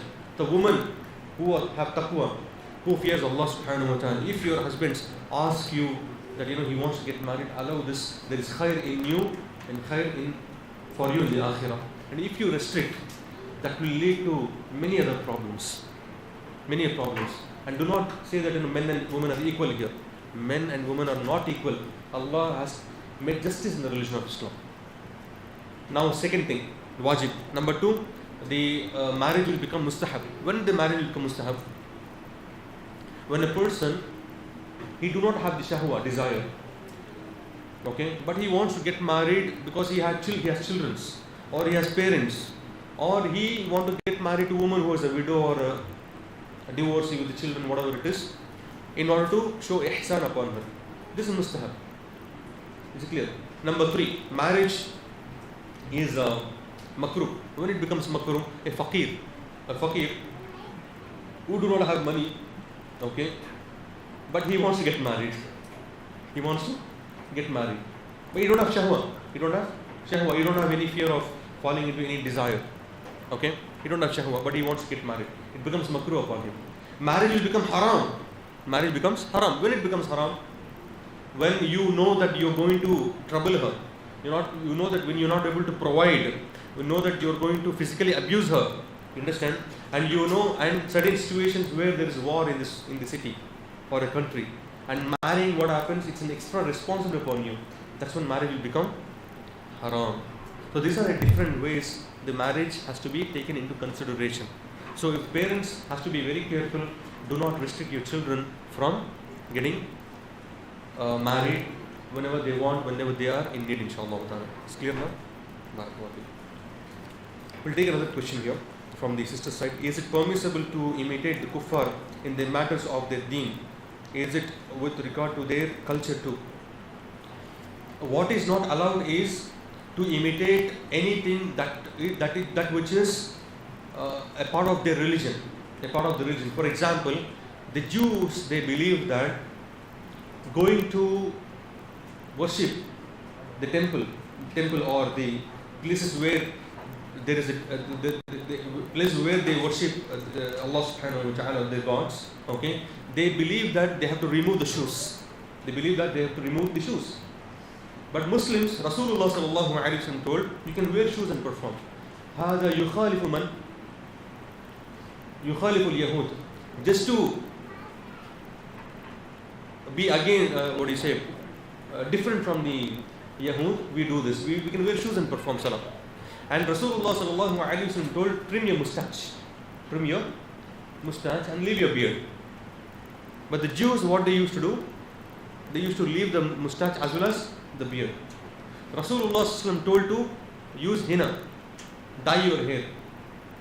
But the Jews, what they used to do, they should leave their hair white color.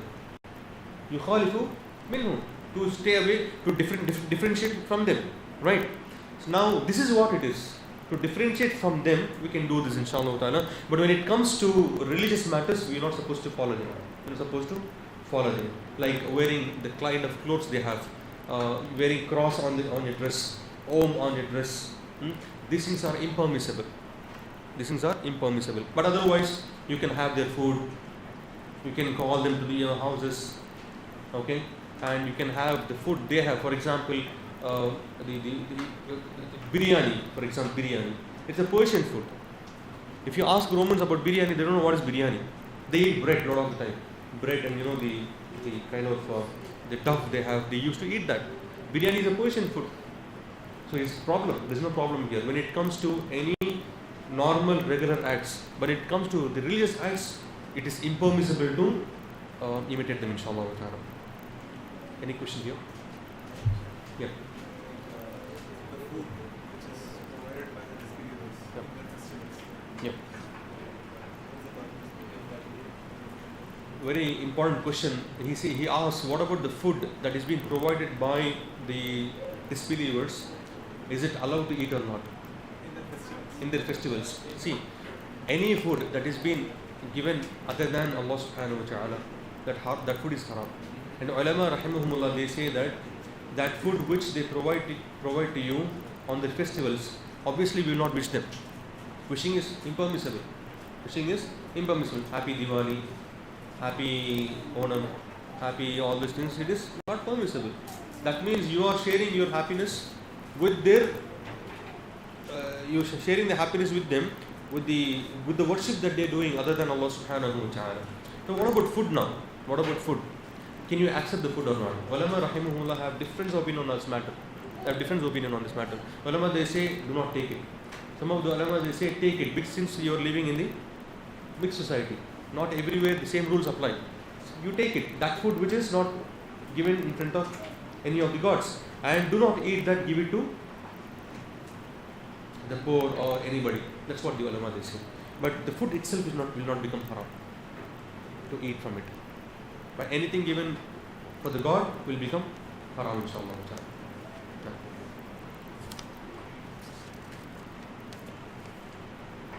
We have another question here. Could you please recommend some English-speaking scholars, students of knowledge, by mentioning their names and YouTube channels also, from whom beginners, absolutely beginner students learn? Okay. See, I have my own channel in YouTube on my name. If you type SHAYKH ABDUL REHMAN HARAN MAKKI, you will get a lot of lectures. There is a series of Bulugh al-Maram which I take in English in Bangalore, Mr. Khalil. It's been there for about 48 classes now. Still the series is going on. From last 1 year we've been teaching this. You can follow those, and there are many other small topics, small things which you can subscribe to my channel, inshallah. Go to YouTube, search my name, you will get the channel. There are many lectures, inshallah. You can follow that as in English from my side. And there are many other English speakers. For example, we have Shaykh Abdul Rahman Hassan. He's very good, mashallah. He's very good. So obviously, the English speaking crowd, they know him, inshallah. And try to learn Arabic language. That would be the best thing to do. When you start learning Arabic and keep learning Arabic 1 or 2 years, you will improve yourself, inshallah. You can directly study from those maqatiya, those Umar radiallahu anhu asked Ka'b radiallahu anhu, can you explain me how the death will be? How the pain during the death will be? For example, we can have certain sessions on Kitab al-Tahara, for example. Just come one day program from morning till evening on Kitab al-Tahara. And some other time Kitab al-Salah. You got my point? Kitab al-Nikah. Like that we can have certain fiqh issues, fiqh masail, and we can teach in English, and we can finish certain books as well, small books. We can inshallah plan it in the future as well. This way, inshallah, what you can be, you will be beneficial. It will be benefiting you, inshallah. Channel link has been shared. Okay. You can type in YouTube, inshallah, you can get the channel anywhere. Yeah. Any other questions here?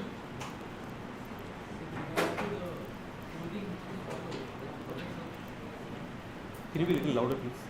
With regards to the dressing, way of dressing, follow, will we get rewarded for it, for the intention?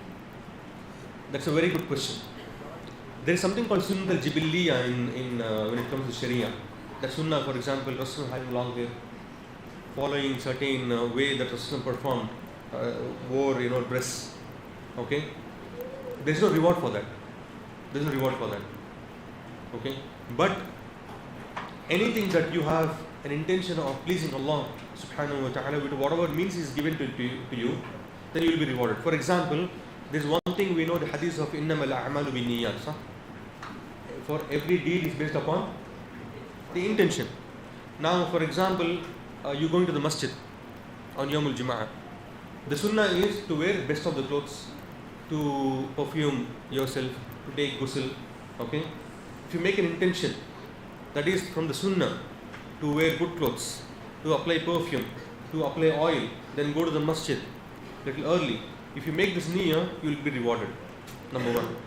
The same thing, a person is just wearing it, not with the niyyah of pleasing Allah subhanahu wa ta'ala. He is just wearing normal clothes. He go to the masjid. There is no reward for that. So that's the difference between adat bil niyyah, the regular habits with the niyyah. Now you eat food, bismillah, you eating food. Okay? You're eating food to thank Allah subhanahu wa ta'ala. You're eating food to thank Allah subhanahu wa ta'ala. You will have an intention, oh Allah, you gave me food. With this, I will get energy. I am going to worship you. Alhamdulillah. You will be rewarded. You're just eating. You're just eating. But no niyyah there. You will not be rewarded. Similarly, the clothes, whatever you wear, if it is befitting what is the Sharia talks about, Allah subhanahu wa ta'ala will reward you. It's clear between the adat and ibadat, that's the difference.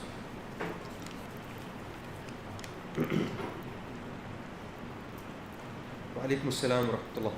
There is always a lot of confusion here in our community regarding hosting a party before the nikah. ceremony in the name of a get together. Several people condemn this and say that this is from the Mehendi ceremony, from the Hindu culture. Could you please throw some light on this? No. This is an important thing. People, they have this certain practices before the nikah, Mehendi, Rasam, right? Certain spiritual practices. On all these practices, if you think that these are the things which take you close to Allah subhanahu wa ta'ala, then it is not from the Sharia. It is not from the Sharia. And also here, these practices are from the practice of the kuffar. And Rasulullah sallallahu alayhi wa sallam says, Man tashabbaha bi qawmin fahuwa minhum. And whoever practices, they are from among them. So there are two things here. One thing we need to understand is that if he is doing it ayatakarrabu ila Allah, to get close to Allah subhanahu wa ta'ala, that becomes innovation. But here he is not doing to get close to Allah subhanahu wa ta'ala, but a ritual practice. Ritual, just a practice of the society. That is not just a practice. Then he has imitated the kuffar. Both the ways, there is a problem here. So it is better to stay away from all this kind of practices. All this kind of practices. We have this thing called Bharat, right? Bharat. What is Bharat? The man going and taking the wife. People say this is an innovation. Nothing to do with innovation. This is a cultural practice. But it has to be avoided because this is something practiced by the kuffar. So people mix up the innovation, the cultural practice together. And they make this is Sharia, this is an innovation, this is bid'ah and things like that. But you need to understand what exactly it falls into. So we got to be very careful about this, inshallah. Yeah. Yeah. In our society, what happens is like our parents usually suggest like the children to marry same language, like from married. Yeah. What's your view? Very good question actually. The question here is, in many cultures, they would like to marry among their own culture. This is something which is recommended actually. If you see during the time of Rasulullah sallallahu alaihi wasallam, Zainab radiyallahu anha married to Zayd. Zainab, she is very rich from the high class, rich Zayd radiyallahu anhu was poor. This marriage did not work. Why Rasulullah wanted to break the shackles in the society between the rich and poor and things like that. But couldn't happen.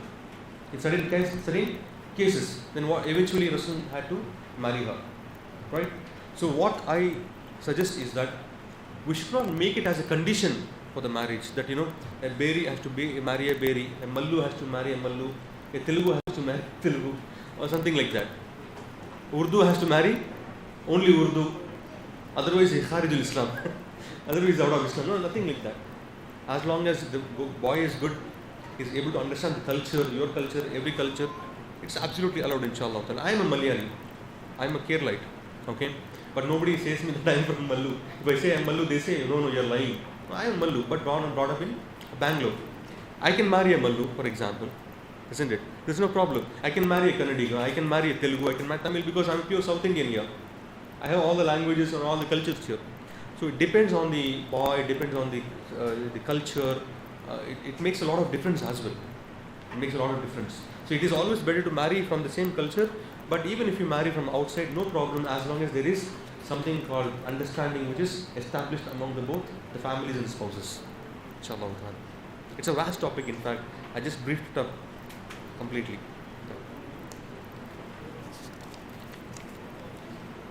Is it from the Sunnah when someone awarded in madrasa saying rest of them say Allahu Akbar? Yes. Anything, for example, any good news or anything, when it comes to Rasulullah sallallahu alaihi wasallam or any news, he used to say Allahu Akbar 3 times. Sometimes he used to say Subhanallah 3 times. Rasulullah sallallahu alaihi wasallam. Sometimes he used to go make sujood. So if you are awarded something, saying Allahu Akbar is a good thing. Is a good thing. Instead of clapping. Why clapping is haram? Because this was a practice of the pagans. Practice of the mushrikeen. it's a religious practice. That's why clapping is haram. It is not allowed. So saying Allahu Akbar is something is really good. It's recommended, inshallah ta'ala, as there is no problem, but it's nothing to prove from the sunnah as to say this. Somebody is awarded, you have to say Allahu Akbar, but there's no problem in saying that. But it's not from the sunnah. It is something from a cultural thing. But saying not a problem, inshallah ta'ala. But do not make it as a part of the Sharia. That's more important here. Any question for you? Yeah.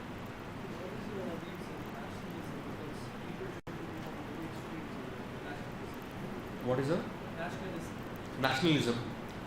What do you? Your question is, what do you say about nationalism? Nationalism in the religion of Islam is not allowed. I am an Indian. I am proud of India. I am a Saudi. I am proud of Saudi. That's a way of expression. That's fine. But if you consider yourself superior to the others, looking down upon them, that is not allowed. Wataniya is not part of the religion of Islam. We are, as a ummah of Muslim, we are all same. We are all one. And we are brothers amongst ourselves. So there is no this wataniya exists in the religion of Islam. But nowadays this is something which is like Rasulullah told, Allah subhanahu wa ta'ala did not accept one dua. That's one of the things is people will boast themselves about their country, about their nasil. This is from the Jahiliyyah. This is from the Jahiliyyah. It is from the practice of the ignorant practice. So it should be avoided, inshallah ta'ala. So we can't say I'm a nationalist, I belong to this country, I only die for this country. Not like that. We are Muslims, we worship Allah subhanahu wa ta'ala, we respect any Muslim or any human being on the face of the earth. That's our stance, inshallah.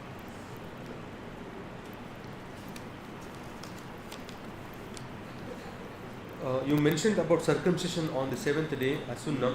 So does that mean the circumcision done after 7th day is not sunnah? Is circumcision sunnah or obligatory? Circumcision is a kind of wajib according to the majority of the ulama. Number one, it is wajib because they give the dalil of Ibrahim alayhi salam. He circumcised himself when he was 80 years old. And also there are many benefits of circumcision. Many benefits of circumcision. It keeps pure. It keeps your the private parts hygiene from any kind of dirt, any kind of smell, any kind of infection. And it is from the sunnah of Rasulullah sallallahu alaihi wasallam. And this differentiates between you and a disbeliever. That's the main thing. Number one. Number two, circumcision will be done on the 7th day. Is sunnah. Even if you are not able to do on 7th day, if you do any other time, it is also from the sunnah, no problem. The sunnah. But you will be getting the reward of doing on the 7th day. But if you do on the other day, you will not get the reward of the 7th day. But you will be rewarded for following the sunnah. For example, aqiqah, right? The shaving of the head, slaughtering the animal. When the child is born, on 7th day. This is from the sunnah. But aqiqah is something mustahab, you can do any time. But sunnah reward you will be getting sunnah reward on 7th day. But if you do on the other day also, you will be rewarded, but you will not get the reward of what you do on the 7th day. That's how we differentiate between both the things, inshallah ta'ala. Any question here?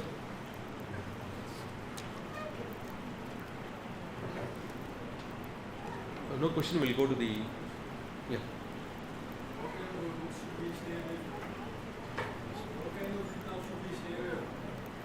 What kind of... What kind of?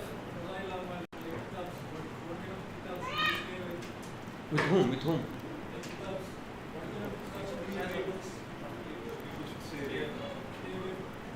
Stay away from. Stay away from all those books which are deviant books. For example, this controversial question actually. Controversial. Stay away from the books of Shia. Stay away from the books of Mu'tazila and Ash'aira. If I say all these things, most of you might not be understanding what is Mu'tazila, Ash'aira. But what I would say is, stick on to these books. Don't stick on to those books. For example, stick on to the Quran, stick on to Bukhari, stick on to Sahih Muslim, Kutub Sitta. Okay. Then after that, stick on to some of the books which are written by Ibn al-Qayyim, Ibn Taymiyyah rahimahullah. Because some of the scholars, they said that if a person who sticks on to the books of Ibn Taymiyyah, Ibn al-Qayyim, that's enough for him. It covers all the things. The other books which are like, for example, the Fadail Amal. Some people, what they have done is, they have taken this book, removed all the hadith from Fadail Amal, all the hadith from Fadail Amal, which are mawdu and fabricated daif hadith, and they made new Fadail Amal. You can follow that, but not the old version. No problem, inshallah ta'ala. And you can follow Riyadh al-Salihin. We have, many other books. Inshallah, read these books first, then you can think about the other books, inshallah. What is the ruling on saying namaste? Controversial questions. Namaste means it is like bowing in front of God. It's not allowed. It is not allowed to say namaste. But in certain situations, we are working in the company. The rule of the company is that you have to say namaste then. But your niya is not to worship or bow down upon in front of anyone. But you're being forced to do that. In that force, it is allowed, which you say with the qawl without any niya. But if you say namaste, for example, if a non-Muslim says namaste, you say salam. You didn't say namaste. What do you say? No, assalamu alaikum. Say salam upon. You say just salam. The next time he will say salam to you. He will say salam. Then what do you reply as? Say wa alaikum or even wa alaikum salam. No problem. I have different opinion on this matter. You can say wa alaikum salam as well as wa alaikum. Both can be allowed. But it depends on what intention he said. Depends on what intention. He is just making fun of you. Is it just making fun of the salam? In that case, you say wa alaikum. But he is respectfully saying assalamu alaikum as a non-Muslim. Then you say wa alaikum salam. It depends on different person to person. But do not say namaste, inshallah ta'ala, because it includes kind of shirk and kufr in that. May Allah protect us. We are living in a non-Muslim country. We are living among the non-Muslims. There are many things that we have to do it. There are many things that we are forced to do it. As long as you are forced to do it, inshallah, in front of Allah subhanahu wa ta'ala, we will not be punished. We will not be punished, inshallah. Any questions here? Okay, we'll go to this question. Can we conduct college or any cultural festivals, etc., keeping in mind that Muslims can only celebrate these two Eids? Can we conduct college or any cultural festivals or fest, etc., keeping in mind that Muslims can only celebrate? We can celebrate college the college fests and parties and the annual function. You're not celebrating. You're not going to celebrating religious celebrations. This is a part of the college. For example, you built a house. Okay, you built a house. Okay, and you called people for the feast. It is allowed as a happiness, as a token of happiness. But what is not allowed is calling some people and reciting Quran, making Quran Khani. That is what innovation is. For example, you passed the examinations. You finished 10th, 12th, or you finished degree. As a token of happiness, you treated your friends. It's allowed, absolutely. You memorized Quran. Out of happiness, you gave food to the poor people or your friends. These things are allowed, inshallah ta'ala.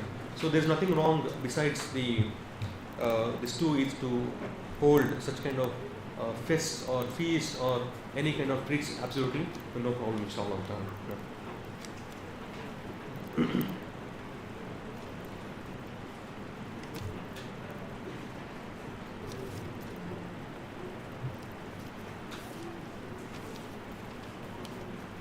Alaikum assalam wa rahmatullah. Is it a sunnah to give adhan in the newborn baby's ear when he is sure born? No. It is not from the sunnah to give adhan or iqama when the child is born.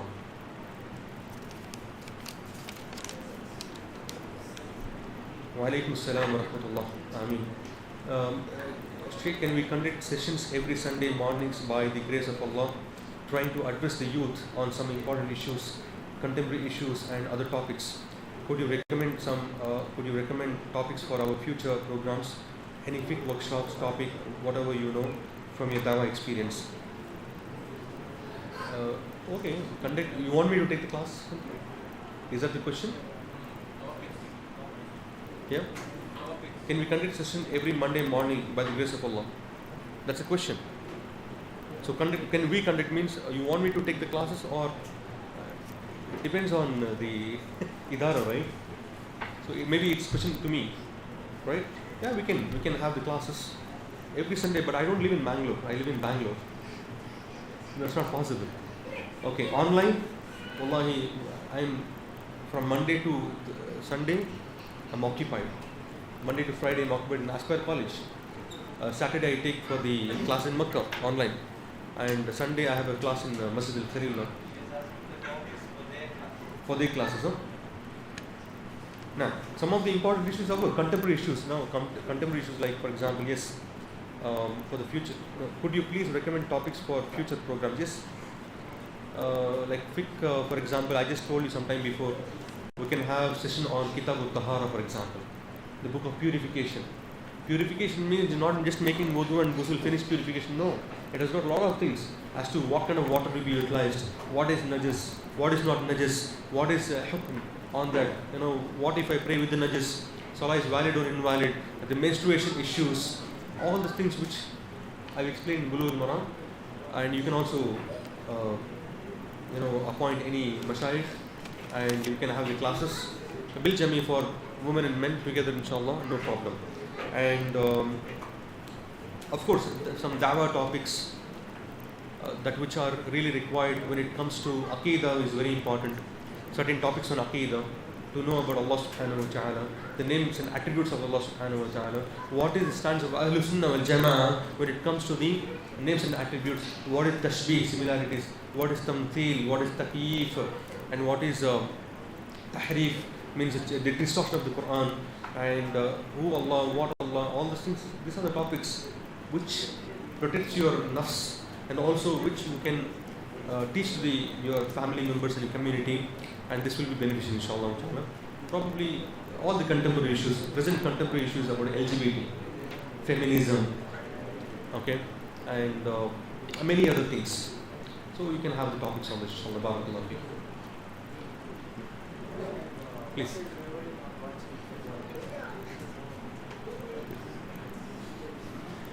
What is the ruling on watching football? Ulama, they say it is haram. Haram in the sense, I'll tell you one thing. Anything, whether it is football, cricket, or anything, any game, video games, anything that you play, certain times it is allowed to do it, but not at the cost of leaving your prayers and adhkar or any Islamic activities. People are just crazy about football and things like that. Some of the ulama, they say it's haram. Some of the ulama, they say it is haram. Not about watching, even playing. But I do not really agree with those ulama who say this playing is haram. Because it's nothing to do with, because they have the condition, they say that, it leads to many other things. I used to play cricket. I was a cricketer. Not just gully cricketer, just playing tennis ball, Professional cricketer I used to play. And when I used to pray, that's when I accepted Islam. Okay? And that did not stop me from performing salah. That stopped me from performing salah. That keeps you active, you're making money out of it. It's clean, absolutely no problem. And you're able to worship Allah subhanahu wa ta'ala. You're able to say all your prayers, adhkar. You're able to do da'wah. There are benefits. You can't make it completely as haram. But I would say it's a waste of time. You can do a lot of things better than watching that football match or cricket or whatever it is. Watching. You can play. Go and play. It's good for your health. It's a long time. So wasting of time, it's not allowed in the religion of Islam. Is it clear? Yeah. Any questions?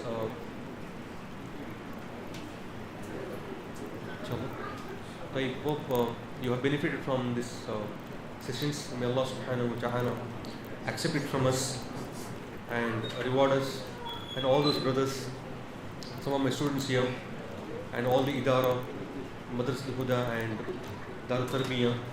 May Allah subhanahu wa ta'ala forgive your sins, elevate your status, and hold such kind of topics, such kind of events in the future which benefits Muslims as a whole. May Allah subhanahu wa ta'ala accept all this from us, inshallah. Wa sallallahu ala nabina Muhammad wa ala alihi وصحبه أجمعين. والسلام عليكم ورحمة الله وبركاته.